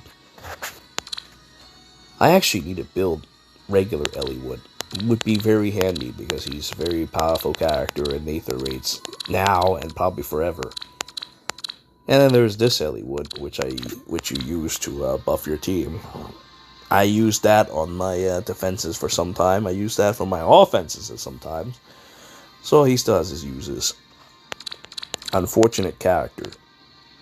CT Mongoria Lin could be decent, but man, kind of regret that I went so ham on her back then. I mean, she's still good now, but I mean, she still has this. But man, god fucking damn it, power creep sure hurts. Though I think just for the sake of having Sakei's blessing, she could probably hold out until the end of time. Maybe she'll even get a Resplendent. I mean, we got a fucking Resplendent bike, or we're getting one very soon. So there's that. And then we don't even need to talk about Legendary Lin. Jesus Christ, Legendary Lin is... She should get, like, the most powerful Legendary upgrades once Legendary Remake comes for her. She needs to do something really amazing with Swift Moligear and the Laws of Sakei. She needs to get something like that to make her much more viable than she is today. Yeah. You know, we should count ourselves lucky that the Legendary Remix is so late into the game. Maybe she'll actually be made into a decent character. Maybe even better. We'll see when it comes out. Well, Hector, the original one, has always been good. I have set him up for a number of techniques over the years. Now I just kept him as Bold Fighter and Armads for dual double face. But for a good time, I also used the, what was it? For a good amount of time, I also used the Worry Fighter setup, where I have multi-break, but it requires me to use Crit Repose as a seal. That was a bit of a thing. We don't need to talk about this character. These I used for a while, along with Gay Clown Kranya, to fuck up Aether Raids. I actually still have videos of that, if you guys want to look at that. But those are like years ago, so they're old and no longer relevant. I don't know if people would actually want to watch that. I kind of want a plus 10 Leela. Leela's actually a pretty good unit. And Matthew himself actually could be good. I just don't want to build him. Sarah is another one of those plus 10 healers that I have. Way back in the days when I was building plus 10 heroes for funds. No actual plans for her though. Hopefully she gets refined. And there's Lucius. The same boat. I can plus 10 him at any time. Let's just wait for a refine. Raven I actually like a lot. Though I tend to use his original build with Brave Axe a lot. His refine is pretty humorous. It makes him do so much. And now that we have Life and Death as a seal, he might as well just kiss all his defenses goodbye. I also used a specific build back then with him, having him with Pavis or something like that as damage reduction. As damage reduction while he fights. And now, if he were to get Life and Death and all that fun stuff, Life and Death and Life and Death, Life and Death. Yeah, 3 Life and Deaths. And then we were to give him like Close Call. He most certainly will be able to put it to good use. So I run that. It might actually be better than that Pavis set that I did back then. And there's that Rebecca that I talked about. And plus 10 her back then because I wanted to get fucking 11 copies of the what's her face again? Setsuna. But Setsuna didn't come, and I ended up with this, a plus 10 Rebecca. And that is my very first plus 10 character. See, this build was supposed to go on fucking Setsuna. This Brave Bull build. But things happened, and I mean, she's not so bad. She still had pretty good speed. But Setsuna was faster. So I kind of always regretted that. But she's not a bad character. She helped carry me through a lot of interesting content way back in Book 1. I stopped using her later on. But I still have a special favor for her, and I hope that she gets refined and other resplendents and fun stuff to go. Maybe later I'll actually put her to use again at some point.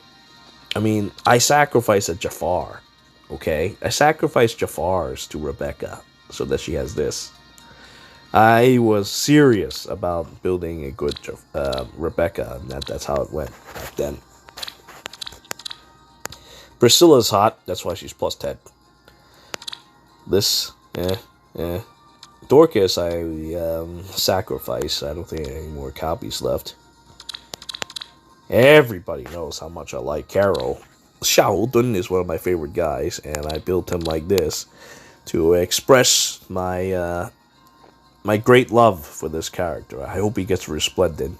I hope he gets re-refined. I hope only the best for him, because I much prefer Sword Demon Carol than fucking Sword Saint Carol.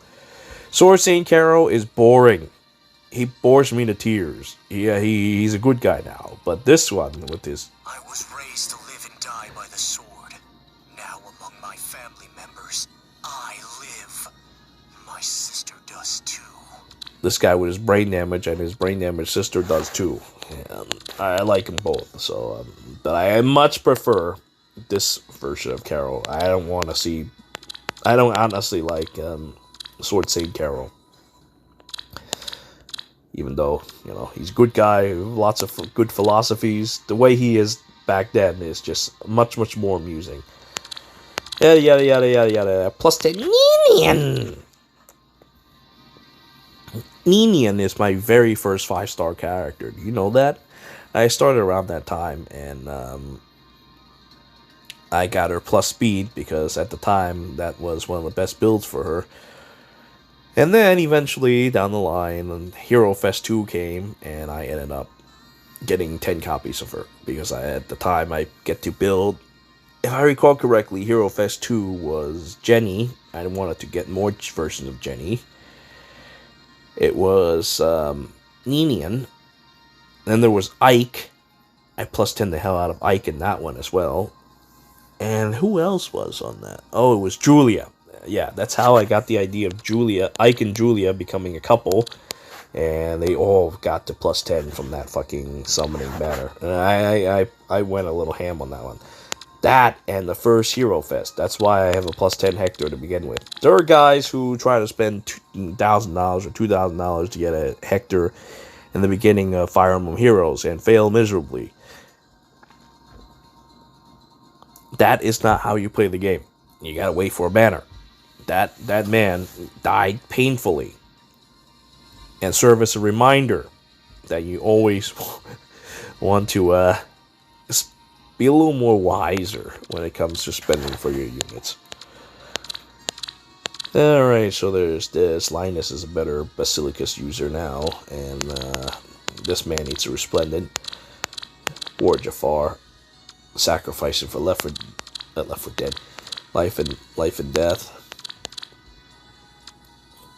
I don't think I'm going to build this one. Dark Emperor Nino. Let me show you why Dark Emperor Nino is evil. First, he's got 13 flowers, and 13 is a very evil number. I have done a number of bad things with Nino over the years. I have given her all kinds of fun skills to use. I have given her close counter or heavy blade, attack speed solo, no follow-up. I had a number of builds with her. And then there's finally Time Pulse. I should have made more videos for her back then. There's a lot of regret in me.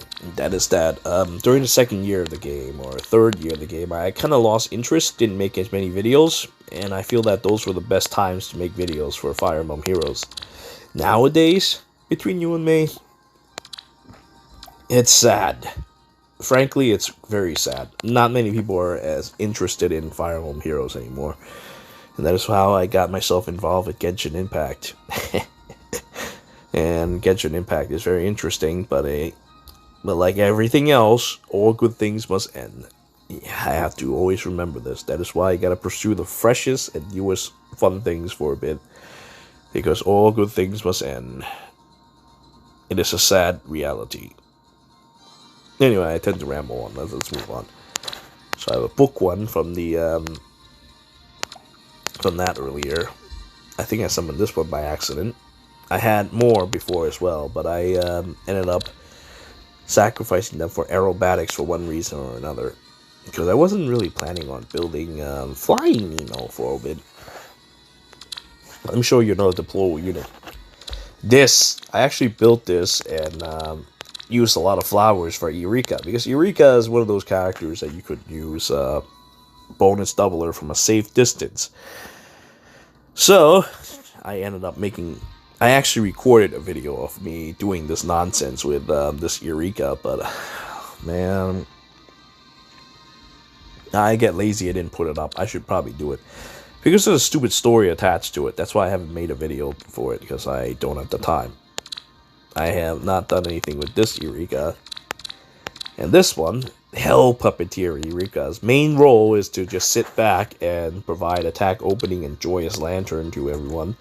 I find it amusing that Joyous Lantern still does not have a normal version yet, but that's okay, it's fine, that's why I have this one. Eventually I may have to sacrifice one of the extra ones that I have to another healer so that they can perform the same role as this Eureka. I also got the Whole Forms one, mainly just because it amused me during the process of Whole Forms. And I also want more uses of Grand Scratcher, so there's that. This is a product of Hero Fest. When we got that abusive Hero Fest where we can just turn all of our pity into the banner characters, the focus characters. That was pretty interesting, and that is how I plus 10 this. And he still serves me in pretty much every arena things that I use right now, because he is worth 185. How long that will last, we don't know, but we will see. Yeah. I merged this one because I got a plus attack one. Originally, I kind of regretted that because I thought that I could get his Null Seed Disrupt and Rouse Attack Res as fodder, but he's not a bad character, so having him around is useful for certain counters. I saw a plus 10 Natasha during one of my Aether Raid defenses. I have nothing but respect for him. Maybe I'll build this Dragon Nino at some point. I mean, I have books, and I might accidentally summon more now that things are different. I like Dragon Nino. Dragon Nino is amusing, but I'm not gonna go and spend orbs for her like I like Delthea and the others. Those are characters that I plus 10 for fun. This Magic Ike. Magic Ike was the beginning of a legend when I had him plus 10, and I gave him distant defense,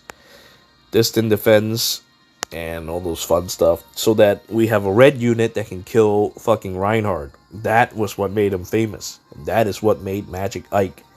And from Magic Ike, he evolves into Super Magic Ike, then Ultimate Magic Ike, and then yada yada yada yada, and now he's Supreme Ultimate God King Bike. Isn't that great? Yes, that is great. And now he's going to get Resplendent soon. I'm going to have to probably change the stats a bit.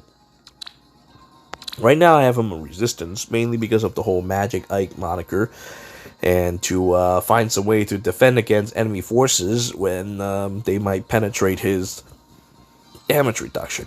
I might change his stats. Maybe. Or I might not. I might just keep him the way he is, because you can stack speed very easily in this game. We'll see, though. That's what I might do. But if he... See, the problem with this bike is that if he's away from his support, his speed is not all that great. The main reason why he's strong is because he has a lot of support. Because he fights for his friends, and his friends fights for him. He can get 15 flowers, and I haven't yet done that yet, because I've been putting my flowers into stupid places, like that Eureka you saw earlier. So, something's got to change. But at the very least, he's going to get Resplendent, and I'm going to eventually get 15 flowers for him. He'll have stats that surpasses everything. And we can go back to talking about Supreme Ultimate God King goddamn fucking Bike at some point down the line.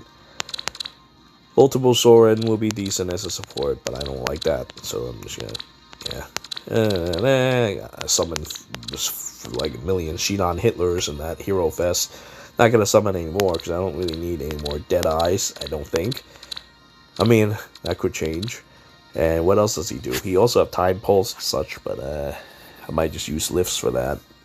I don't know. I have to think about that. And making good sacrifices is a bit of a pain. And then there were some projects that I was thinking about. These are just random pity breaks, but Mia could actually be built into an interesting unit. I saw a +10 one.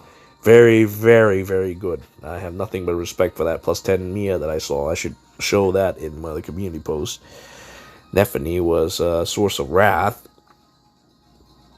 But, man. Yeah, I don't think I'd actually use her, huh? Yeah, she's probably still going to stay as a source of wrath. Even then, this wrath is no longer a powerful skill that I use. Bridal Sanaki, originally I was going to save for, I was going to use her B slot for fucking link techniques. To go with, what's-his-face? With Odin. Because Odin has attack speed link built into his weapon, so that he has this. He can get all 4 stats from tossing people around. But then I ended up not following through with it because I got lazy. And now this thing is here to rot in my barracks along with everyone else. Sephiroth, he's going to be sacrificed again for odd recovery. Not sure when. I got him for free as part of the free summon that happened at the beginning of this year. I was hoping that I might accidentally get Linja, but no, I ended up getting that. I don't have any complaints, because odd recovery is always good. I want a +10 Asnard so badly. But once I do so, I have a feeling that I might end up actually pumping into his speed. Give him attack speed rain from fucking Claude, and turn him into a tanky machine that is hard to double as well. But he needs to be supported by his friends. But in doing so, he will be absolutely invincible. I prefer that than Attack Dev Rain. Attack Dev Rain is good, don't get me wrong. But I think that he's better served as a invincible tank. My sole desire. We'll see though. Burger King, I hope he gets a refine. And as I did before with the Sylvain Shield, I did that for Burger King as well, so that he has no weaknesses. I like to see what Alondite and Ragnell's refine is going to be, because they certainly need it. And if Burger King gets a refine, or if Burger King ever gets a Brave version, I mean, look, he's always get top 20 every time there's a CYL. He shows up in the corner somewhere. Can you imagine a Brave Black Knight? What would he even be? I'm actually always curious about that, though he'll never win a CYL. So, what can we do? But if we can get a Resplendent for him, that might help. Hell, he might even appear in the Hall of Forms. God, if he appears in the Hall of Forms, I'd be so happy. Then I will definitely +10 my Burger King. There's Petrina. I have no real intent to build. Her weapon is interesting, though. And you name Mikaya and stuff. I don't really have any interest in Mikaya in general. Soth, not really. These are my Witchy Wand sacrifices. I have this one just because she has Grand Scratcher during one of my Hall of Forms. So once again, I want to build up some nasty stuff with Hall of Forms down the line. I mean, with Grand Scratcher down the line. I mean, she also got attack speed push, so she's going to be a pretty decent character, no matter which way you look at it. Daniel Maid's Bow. Super Magic Ike. Well, we already talked about Ike, so not much else to add. He's basically Ike, but a little bit better. But now he's the weakest Ike, because he has no Resplendent. Isn't that sad? It is very sad. Though, luckily for us, he does have his Radiant Aether too. Let's get that real quick. So now he gets his Aether earlier. Isn't that great? It's still shitty, though. Honestly, it needs a better effect than just being able to come out earlier. Well, maybe somewhere down the line he'll get another upgrade, maybe. And then there's this. So back to that talk about attack dev unity and attack res unity. Yeah, that would be really good for him. And that's about it. This man will make you regret using penalties. I've always thought that penalties and invisible buffs are a bit of a liability, and characters such as him is a good way of showing that. Yada yada yada yada. This is supposed to be fodder. We'll see what happens. I have her. I could sacrifice for low speed death, but never actually done that. I don't know if I'm ever going to do that. And there are these birds that are there for dancing, raising the sun. I actually +10 And the end, I just happen to have a lot of extra copies of, because I think she showed up in one of the legendary banners. And then there's this, of course. This I had a couple extra copies of from when I summoned, and from that extra one from, what was that event? Anyway, it doesn't matter. So I ended up merging that, and that gets me a few extra points in Aether Raids. Originally, I had them spread out so that they have give me more attack bonuses for my Gay Clown Kranya Aether Raids offense setup. But that has changed since then. I don't deploy that kind of nonsense anymore, so I merged them all together. This destroys Aether Raids like crazy. But you have to make sure that you don't encounter anyone who uses dual hindrance. If they use dual hindrance, it'll be a lot harder to use this Ultima. So this Ultima is dependent on you being able to destroy their dual hindrance. Can't destroy them, you die. And then Sabaki, I just happen to have a lot of copy of, because I think I also built her up from a legendary banner of some sort. She showed up in one of them. I think it was one of the earlier ones with Ike, or I could also be wrong. I don't remember, but I just know that I got a lot of copy of her as a result from one of those shitty banners. And maybe I'll plus 10 her one day, because now that we have this fun and exciting 4-star special raid, I'm sure she'll pop up more and more. But as a unit that I'll use, yeah, it's a little unfortunate. I know she's not all that great. I hope that she gets a refund. And there's Elgis, the same thing as Burger King. At least he has extra stats. He has a warp powder that isn't all that great. And that's about it. Hopefully he gets some upgrades. We talked about Oliver earlier.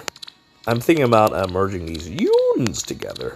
Because now that I have Triandra, I don't really need that much speed that I used to.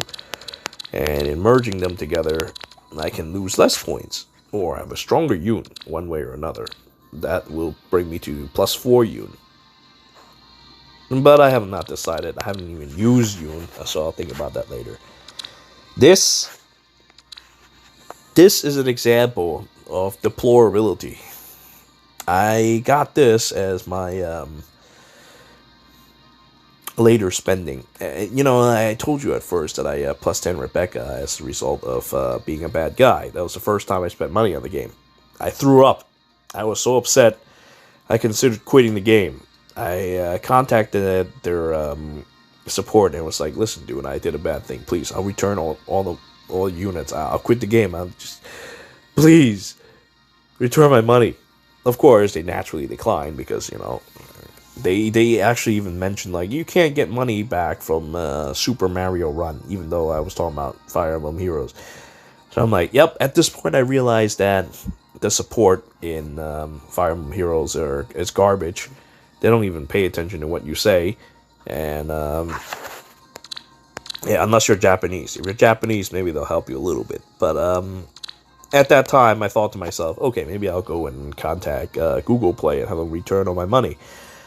Well, of course, that didn't happen. I mean, I could use a final technique in the form of using... what was it called again? You know what I mean. I'm just going to say that it's fraud and get all my money back that way. But I didn't do that either. In the end, I kept at it because I thought that it's more trouble than it's worth. And I might need Google Play for whatever reason. So I don't want to get in trouble with Google Play. And I kept at it with this game. And eventually, for some fucking reason, one or another, I ended up being decent on Fire Emblem YouTube and made my money back that way. So that no longer was a problem. I made more money than I spent. That's fine. But Spring Crom came at a time where I was still suffering under those consequences, and I wasn't sure what I was doing. But, see, there was this Flying Bulbasaurus Rex. And Flying Bulbasaurus Rex, I wanted to +10, because Camilla at the time was the first flying tome unit. And you combined with another Hone Flyer or some shit like that, Hone Flyer and Fortify Flyer, she was the most damaging character in the entire game. And at the time, I was like, wow, dude, I want her. I mean, she's also, Camilla, and she's thick as hell. So I thought to myself, okay, alright, maybe I'll get her.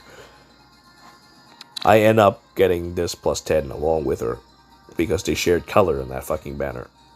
Eventually, I actually thought, okay, maybe he's amusing, I'll build him up. And make up a silly story about him getting involved with Selena, or Severa, who traveled from the past, as a way of, it's kind of a bit of a joke of her cucking Cordelia as well, which is kind of silly. I did that story back then, and it was, at that time, I decided to make them two into a twin tank that fights together. He used Emerald Axe, though, because Emerald Axe is a lot more reliable since, well, I mean, his resistance is shit. Carrot Axe is something that I kind of built up later when there was a refine. But even then, you know, he's a very outdated character. But at the time, he was actually really good, because Bullfighter was perfect for countering bows. And then I have Emerald Axe to destroy blue units. And he does have pretty decent speed, so he wasn't a bad character when I... in Gen 1 when I teamed them up with Selena. But, well, now he... it would be great if seasonal characters can get some help. Let's just put it that way. Yeah. I never actually use Legendary Crom, even though we all know that he's good. And then there was this. Didn't really care for that one either. And this one I had always sacrificed for... Brazen Attack Dev, so I never actually did anything with him. And then, of course, eventually they release Ares, who just gives you those in spades, so there's that. I never really cared for Robin, building that one. And that goes for this one as well, though eventually I'm going to have to start sacrificing them for Ward Dragon. Yada, yada, yada, yada, and then all of a sudden, I have this. Hopefully, with the Legendary Remix, this one will be better. Maybe take on some techniques from the Halloween Grima versions. I don't know how that'll actually turn out. We'll see when the time comes. But, yeah, the earlier legendaries really needs to be made into something better. They definitely need a re-refine. They definitely need upgrades to their skills. But at the time... I think I did this because I wanted to get plus 10 Jacob or some shit like that. Yeah, because plus 10, it was Jacob, Grima, and something else on the banner, and they were all pretty solid units. Because I, at one point back then, I had a idea of having powerful colorless tanks because they don't have any weaknesses, and not having weaknesses makes you a much stronger tank than if you did. So that's how I ended up setting up my defenses and played through the game with a few tanky colorless units, and God Grima was one of them. Yada yada yada. I was thinking about building Emerald, kind of gave up on that though. Eventually we're gonna bring back her gravity ways, and we'll see. I mean, she's got decent stats, so now that I actually have enough to plus 10 her, maybe I will do so at some point. There's a guy on my friend list who likes Frederick. He's good. His plus 10 Frederick is a monster. Oh, you know what? I want a plus 10 Maribel at some point. I actually like Maribel, so I want a plus 10 her because I have history with her. She was the person I paired Crom with when I first played Awakening, my very first game. I paired myself up with Sumiya, and I paired Crom with Maribel, and Maribel's supports with Crom was, especially later on when she suspected Lucina of him cheating on Maribel with Lucina. That was pretty amusing, of course. And there's a whole review. Oh, you're my mother, yada yada yada. That was always amusing. So Maribel always holds a special part of my heart because of how my first playthrough went. And Cordelia, well, Cordelia is always interesting. Too bad that she's, always gonna get cucked forever. I don't know why they like that kind of shit in Japan, but that's the whole archetype that they went with since Catria, flying, And I don't know why they do that shit. I always find it stupid. And Cordelia is a good girl, so I don't know why they would be so cruel. Oh well, not important. I guess it's, that's the way they did things. Eventually I should build a Gangrel, make him strong too. I had this because I wanted to have some flying dancers for whatever purposes. But at the end of the day, I ended up getting legendary Azura, so that's the end of that. I wanted to build that, changed my mind, didn't do that. Oh, I have this. Never end up actually doing anything with Vengeful Fighter and Candobra. And of course, we have our Versa, and Versa, as you know, it does that thing that she does. With Panic. Now, her role has been completely replaced by fucking Bridal Fjorm, who can do the same thing with Sudden Panic. So, there's that. But at the time, Versa was the premier debuff machine for all kinds of content, including PvP, Arena, and Aether Raids, you name it. She's one of my favorite units to do such horrible things with. Too bad those days are expired. Walmart, I was actually one of those units I wanted to plus 10 and make a showcase out of. I ended up not doing that. You'll find that there's a huge pattern of how I kind of have favorite units that I wanted to build, didn't have time, and then they just kind of sat there in the corner and rot away. Sayori, originally I summoned for Close Call, but, well, Close Call is kind of expired now, but I think you can still make some exceptions for it because of Spurn, but the 5 damage from Spurn might not be...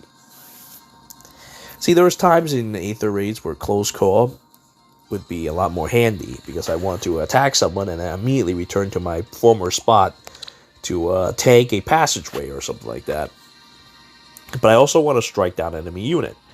So in a dilemma like that, Close Call is very handy to have. Not to mention, it allows you to strike at 2 spaces and allow you to get tossed back or something like that. There's a lot more use to being able to move yourself after combat than you may think. Oh, Virion! Was going to build him, then I changed my mind. He is a very good unit with this refine and all that. Shirsh! Churchy! You know, I didn't plus 10 her, but she was definitely one of those early units that are very good. When skill inheritance first became a thing, this was the best IV for her. Having plus attack means you have tons of brave axe damage. Then we have Death Blow, and I also had Drag Back, which was a previous thing before Hit and Run. All my melee air units had that, so that I can strike at someone, they move back, and then I toss them backwards. So I basically murdered someone for free and not have to worry about tanking anything. All I needed to do was stack attack on Shirshi, and on Shirsh, Churchy, however way you want to pronounce her name. And that, along with Cordelia, was, and the Bulbasaurus Rex and all those range flyers and all that stuff, was the main strength of my early Gen 1, Gen 2 experience. But even now, to be honest, they're still very, very, very powerful. I still use them because that's how powerful Tove flyers are. And now I have a tank in the form of Asnart. My flying teams have all been completed since then. In any case, I need to go and give her her own axe and all that. I still have the Brave axe that I gave her all those years ago. And she's still very effective. I'm sure I can plus 10 her now and do that and dust her off, and she'll still tear people to shreds in Aether Raids. Maybe I should give her Odd Tempest. I don't know, that'll be scary. This is just going to be fodder again. I had one and I sacrificed as fodder. Now he is, well, now that she's got a distant counter weapon, then this steady breath investment is actually going to make sense. Earlier on, when Brave Ike was first a thing, I didn't actually plus 10 Brave Ike right away, because Steady Breath was such a good fodder for characters such as Naui or anyone who has a distant counter weapon. So with their distant counter weapon, they add that to their Steady Breath. They just unleash skills after skills and tore people to shreds. That was the way things were back then. Even now, it's still a very effective strategy, so there was a reason why it took me a little bit of time before I finally invested on Bike, and it turns out it was not a bad decision. Yeah, yeah, yeah, and of course we have Lucina. This one is a whole forms one that I mixed in with the old ones that I have. I did so because I managed to pick up Even Pulse Tie. Now, Even Pulse Tie is very, very useful. When I saw this, I was like, you know what? I'm going to keep this one, and I'm going to merge it into the ones I have, so I have more HP to use them with. Because I want to stop enemies, such as those who use Xian, or something like that, from using their dead eyes. So not only do I think about using dead eyes, but also think about countering dead eyes. And this is one of the ways to do so with the Even Pulse Tie. When I saw that, I was like, yep, now my bike is truly invulnerable. And that's one way I did to counter, one way to stop bike. Right now, the only real way to stop bike is to bring on forth a powerful red tome unit with Astra or some shit, or Glimmer or something that can tear him up. Not Astra, because Astra I can counter, but Glimmer I would actually have some problems with if that comes with a group of other fighters, like Brahmiman or something or another, and they just kind of piled up on me.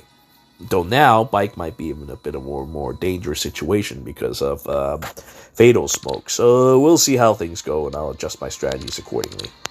This I got by accident. These I got by accident. I like to build Brady at some point, but I don't know when. Yeah, there's this. Jerome would be a pretty decent Brave Axe user, just like Shirsh.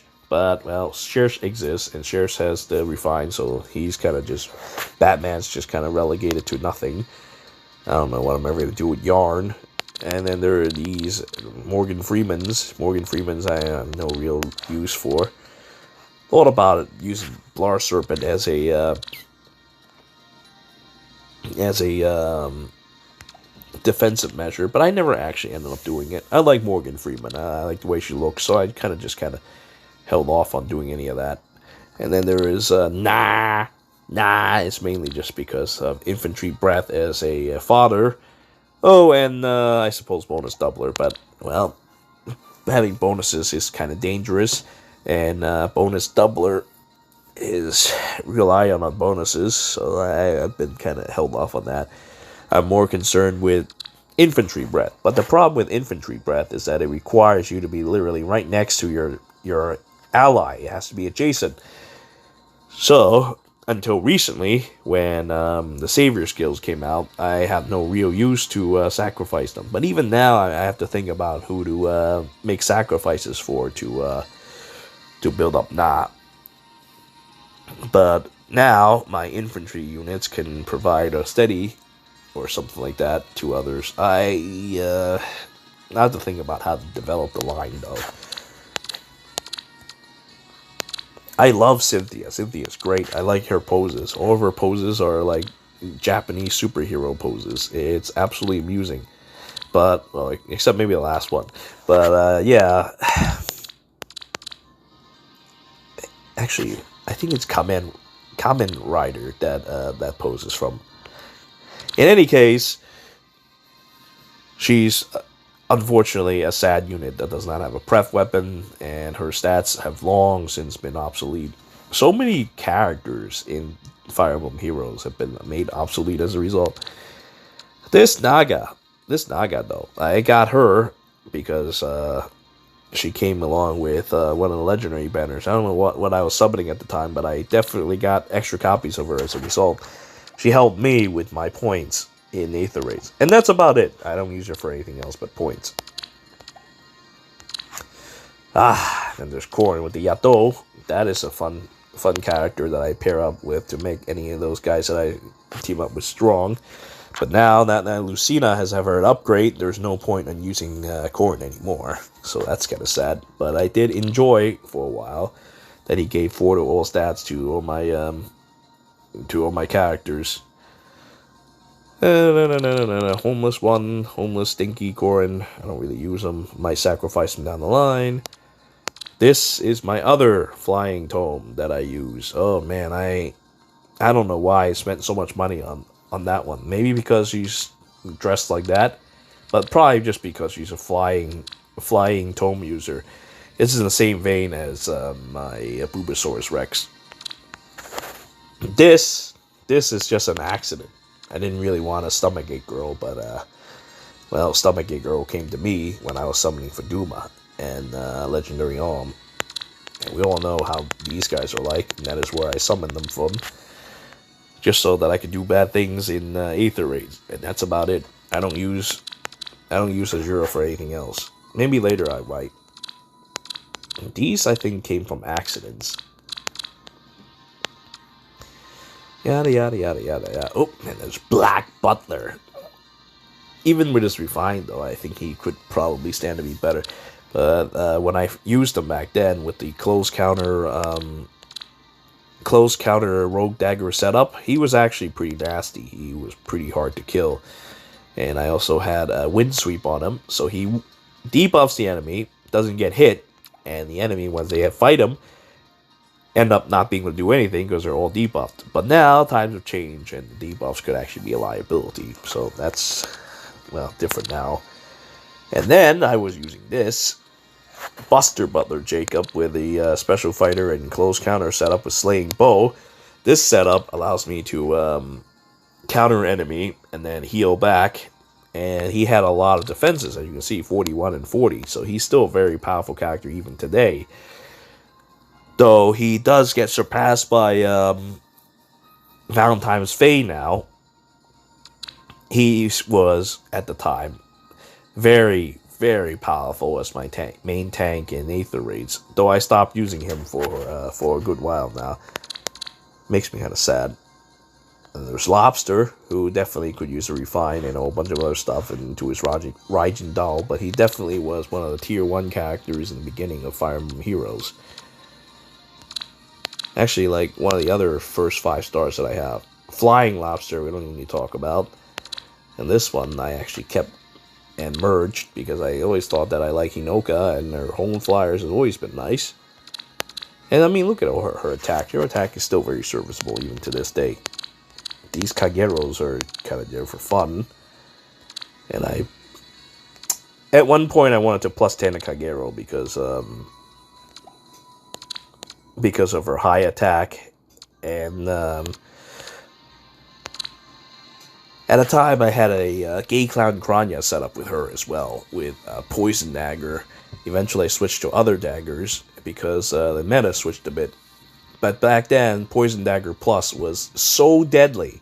It was actually one of the better weapons in the game. But then, well, you know, Poison Dagger, as it turns out, doesn't have that much might. And we started moving away from infantry combat. So having an infantry effective weapon was not as useful anymore. That, of course, probably is still the case now, because we were all using every other different type of movements. But back then, it was pretty effective, especially since Takumi was running wild. But Takumi ended up dying, and now he's nothing but a close counter fodder, mainly because, I mean, the man, his Fujin Yumi, was a bit of a disaster. He was like one of the first refines. So even though he is resplendent, he has a refine, he's still kind of garbage character. Very sad. Osama Bin Laden is a tanky healer that I wish has Resplendent, because he is tanky as hell. And I'm thinking about giving him Palm Staff, because he's not a man who does attack. He's just there to troll you and throw you off and just hold you back. He will frustrate you, and that's the type of characters I want to build. But unfortunately, his defensive stats are not as high as they are rated back then. So what I need now is to get a Resplendent, and then I could maybe consider getting Palm Staff for him, make him much harder to kill, and then he can continue his evil ways. And then there's Dr. Sakura with her balanced defense breakfast and her bonus doubler to continue spreading evil. Now that we have Palm Staff, Fear is no longer a staff needed on her, but I did use Fear for a good while on her to scare people. Her super boon in defense means that she can have a balanced defense, and that is why I used her a lot in my Grand Hero battles. and such like that as Dr. Sakura. President Obaro is another one of those I do my best heroes alongside with Elise and friends. See, Obaro has a very high super wounding resistance, if I recall correctly. And in doing so, I also built up a set of defenses, just like what happens with Dr. Sakura. Balanced defenses, and I also use Berkut's lands at some time to give 11 resistance. So she was really hard to kill. But of course, times changed. But back then, that setup was virtually invulnerable, especially since I ran guard with her. Now she's just a spike wall to try to kill someone with a wrath. If she gets Resplendent and a re-refine, that would be kind of nice. Because having close defense on a weapon is not exactly all that great. Though effectiveness against armored foes is kind of cute. Yeah, she's more of a defense character, and you don't really do that with armored units. I don't know. Yeah, I kept a Grand Scratcher father around. These I get by accident, but I might father them or something. I don't know when Xander's ever going to get a Refine, and when Xander's going to Resplendent, or anything with that. Oh, and there's a Big Daddy here. Garen is cute. I'm going to have to build him at some point. I think he has the potential with Dragon Maw, and he also has no weaknesses like So he can be decent. We can look into building him at some point. When? I have no idea. And this Caden is here just to provide a bonus doubler. And then there's this. We don't talk about that. I wish Purry gets a refine, because she's good. If she could get that. I always like Purry. I always like bye-bye intestines. And I also want her to get a Resplendent. But, well, I don't think she's a very popular character. But I love her art. I find her amusing. Maybe one of these days. Bulbasaurus Rex, as we mentioned before earlier with the Gale Force Flyers team, she was meant to have a heavy blade to go with her Gold Flyer and Camilla's Axe to bolster my area offensive teams. Of course, times change as usual, so I don't do that anymore. But that's one way I was planning on doing that. And she would be a defensive tank if need be with distant counter, and I'll figure out some way to balance her attack with the rest of the team. Of course, that's much harder to do now because one of them got Resplendent, the other one didn't. And of course, there's that Spring Camilla that I talked about before. That was my setup for her. Originally, I made a decision between attack and speed. I decided to go with speed because her speed was not all that great. But if you were to, buff it up a little bit with Life and Death, you can go along with Gold Flyers, since Paula is an easy character to get. You have a whole flyer team that just has massive amount of attack and speed stacked, and characters such as Camilla benefit greatly from this. And 2 hits of a full-powered Grand Blade is something that even characters today have some problems dealing with, if they have no lulls or some shit like that. And then there's a million other Camillas. This one is some atrocious art. And this one I don't even know why I have. I think I got her by accident. And this one, if her refine is good, will be a deadly force to deal with. But for the longest time, I only just sacrifice her for attack, speed, push. I feel that I may have made a mistake, though, because if her refine really turns out to be good, then she would be a much more useful unit on my team. Well, we'll see. Then there's our Selena Miku. We all know that setup. Well, now that we have Refine, she can properly use it a little bit better. Because the Wadal setup was something that I invented back then. And apparently someone saw that on an intelligence system, thought that was interesting, and decided to make that into a Refine as well. And the Wrath is meant to increase the damage of this technique of her Selena. What was the name I called it? Well, anyway, Selena Miku's blasters and blow the shit out of people, especially since I use Steady Breath as well. And that was the same thing that I did with Levitate. just tank someone with steady breath and immediately unleash powerful skills to crush someone into dust in mere seconds. She would pair very well with Lucina of today, now that I can actually have the decision of having a distant counter and having breath at the same time. Of course, well, you know, there's also Supreme Ultimate God King Bike who does this better now because he is much more defensive. But back then, when Selena Miku was a thing, these defenses, the 36 and 32, was actually relatively respectable and makes her hard to kill. And then she could do tons of damage, heal back that stuff, and no more problems afterwards. She kills really, really hard. Trust me, Selena Miku was a great unit way back. You could maybe even see the videos back then.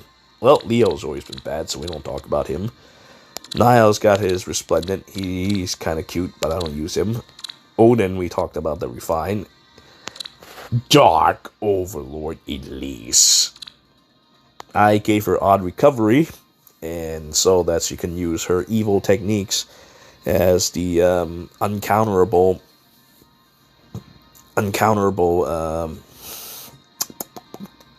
isolation-proof setup in my defenses. Elise is a violent attacker, as you can see when her staff is all about player face initiations. So her, along with her allies, initiating combat is one of the ways I build up my defenses. Unfortunately, they need some covering, because if they were to be engaged, well, Elise and her poor health and defenses aren't really going to hold out. So that is why I've been developing techniques with Savior now to tank things. I'm still deciding on what to do with Nagi, or maybe some other armor units I plan to have as a tank. I never actually build Brave Edelgard, so I might even do that.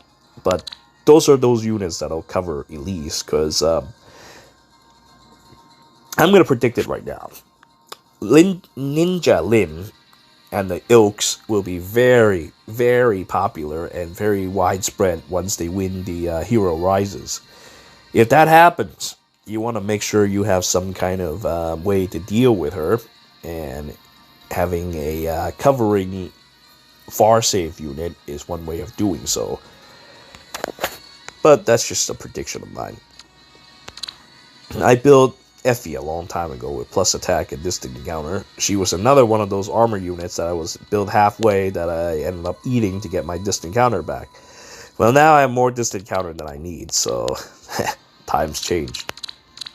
I never actually want to build Iago, but maybe I should. He's actually kind of amusing. Flora's another character I got by accident.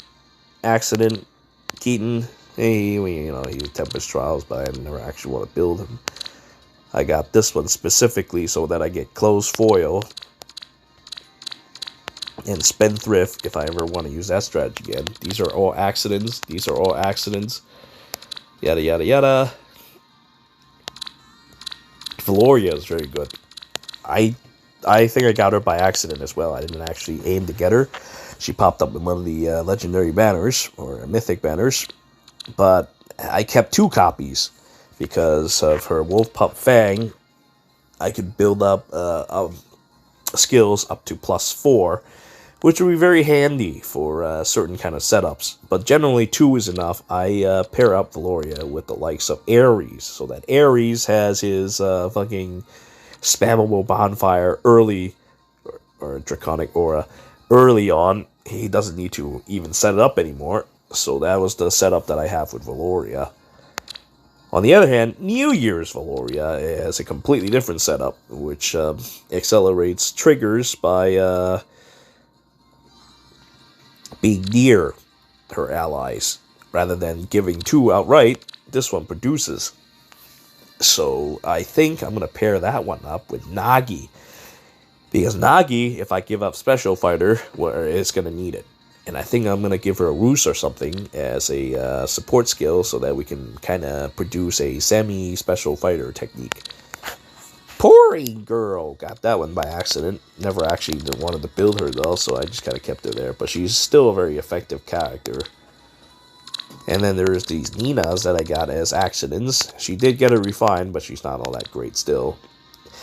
God Beelith, as you know, is a tanky and counter everything character. And main weaknesses is, of course, his resistance.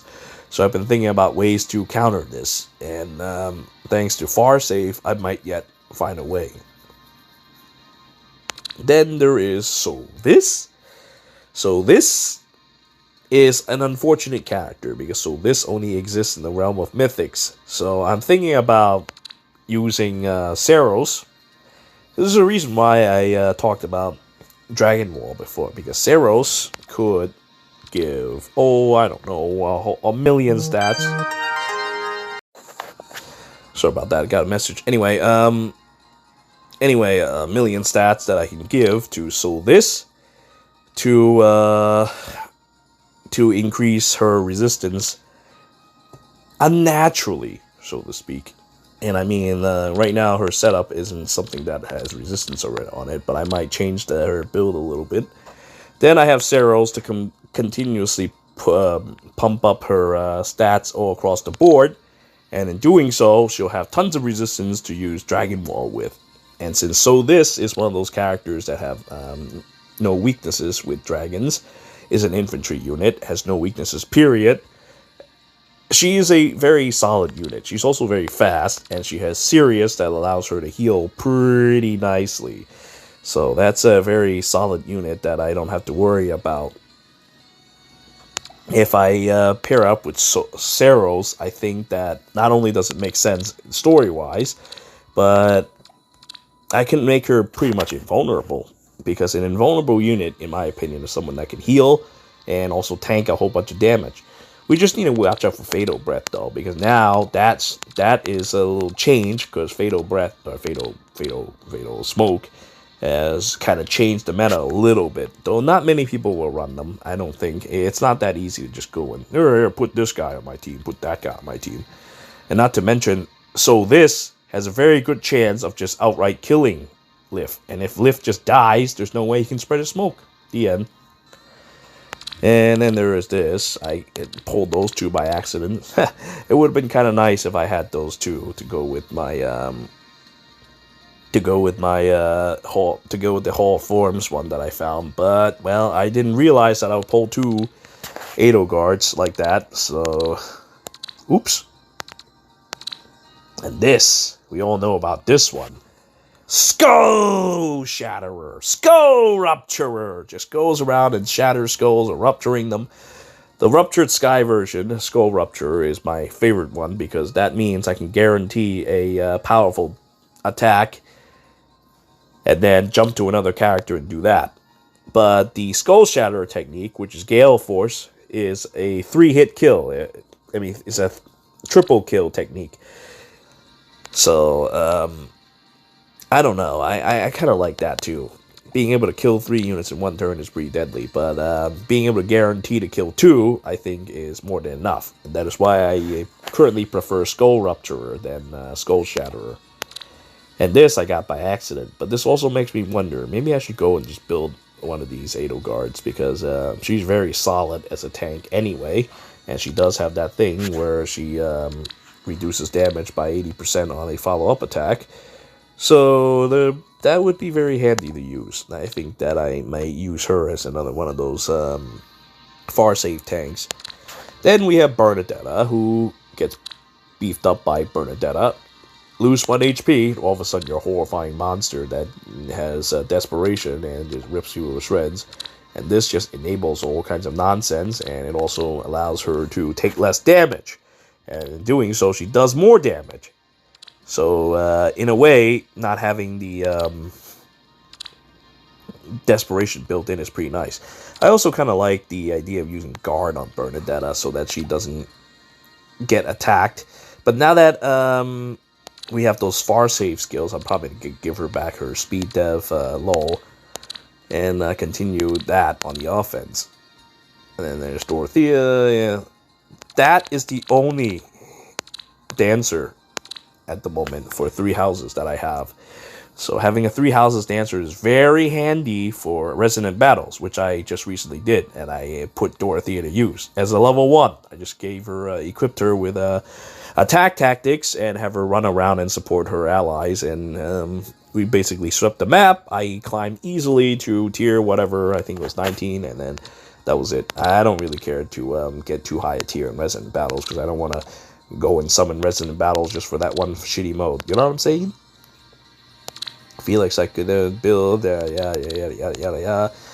These I'm going to keep as fodders, even though Claude himself is actually a very good unit. Well, now that Fatal Smoke is a thing, he's basically choked to death anyway, so it's okay. And I want to sacrifice attack speed rain to the likes of Asnard. Bruce Lee, it's really unfortunate. His stats are kind of shitty, and he doesn't have any other unique abilities to himself, so he's crap. Claude is, well, outdone by Bernadetta, so he was always crap. Then we have this. Dark Spikes T. Now that we have the likes of fucking Bernadetta supporting her, now her evil techniques allows her to surpass the Marshmallow form, and that is why the Marshmallow form I no longer have, because she's been sacrificed to one of my other units. Jolly Ollie Hilda, and that doesn't have anything special. So just like Alphonse, it might be something I build for fun, but nothing really. Sedeth, on the other hand, is probably another character that I can use along with the whole Gale Force setup that I talked about before. He has a lot of attack, and he has a lot of speed. Much more so. So he'll be better than Bulbasaur's Rex in terms of doing so. And he's only like +5 at the moment. So I'm going to build him up and make him into one of those Gale Force captains. And I mean, he gives like a ton of attack and speed to himself and to others. And, well, with gold flyers and all that stuff, flyers have just gotten more dangerous. And then we have Flame. Yeah, Flame. Flame is so evil. Look at those evil fists that she holds. She's getting ready to punch the shit out of you and murder you. Beat you to death. I used to have a couple that I used, but then I ended up merging them, and I also sacrificed a couple because I want to abuse the rescue trap. But now I don't know, I'll think about plus-standing her at some point, because Flame actually is really good. And I mean, we have the Caduceus staff with the 30%. Stacking too many, though, also isn't a good idea. So at the moment, I probably might just use one per Astra or Light team. Gay Clown Kranya, I probably don't need to explain, but Gay Clown Kranya, I have a number of techniques that I do with her. And that Wind Sweep you saw just now is one such technique. Special Spiral, one such technique. No Seed Disrupt, one such technique. And of course, eventually I'm probably going to give her Trap Breaker if I decide to use her on the offense again. Now that Fatal Breath is a thing. Then there's this. I don't know if I'm ever going to build Death Knight. I actually like Donkey Kong, but I have no reason to build Donkey Kong. Flame Emperor I like as well, but of course we have other forms of Flame Emperor now, so there's no need for that. I might build Nemesis. I don't know when or how, because I have some Grail problems, but I might build Nemesis, because I actually like Nemesis a lot. I mean, he's Lu Bu. He is Lu Bu. He is Lu Bu voice, and that means he's me. That's me when I'm like 80 years old and I'm homeless and I have red eyes. That's what I will look like. I don't really like Itsuki, but he does have high stats, but I never built him as a result. I just didn't really like him. Then there's these interesting characters. They're mainly fathers, though. Especially Eleanor. Eleanor is probably going to be my father for attack speed push, just as usual. Anyway, and that's about it for our Barracks demonstration. I hope that you all enjoy this long-winded discussion. It was very interesting going through my Barracks like that. I've been kind of holding off because, as you know, it took a lot of time, and I'm feeling kind of raspy right now. But I hope you enjoyed it. I thank you all for watching. Until next time.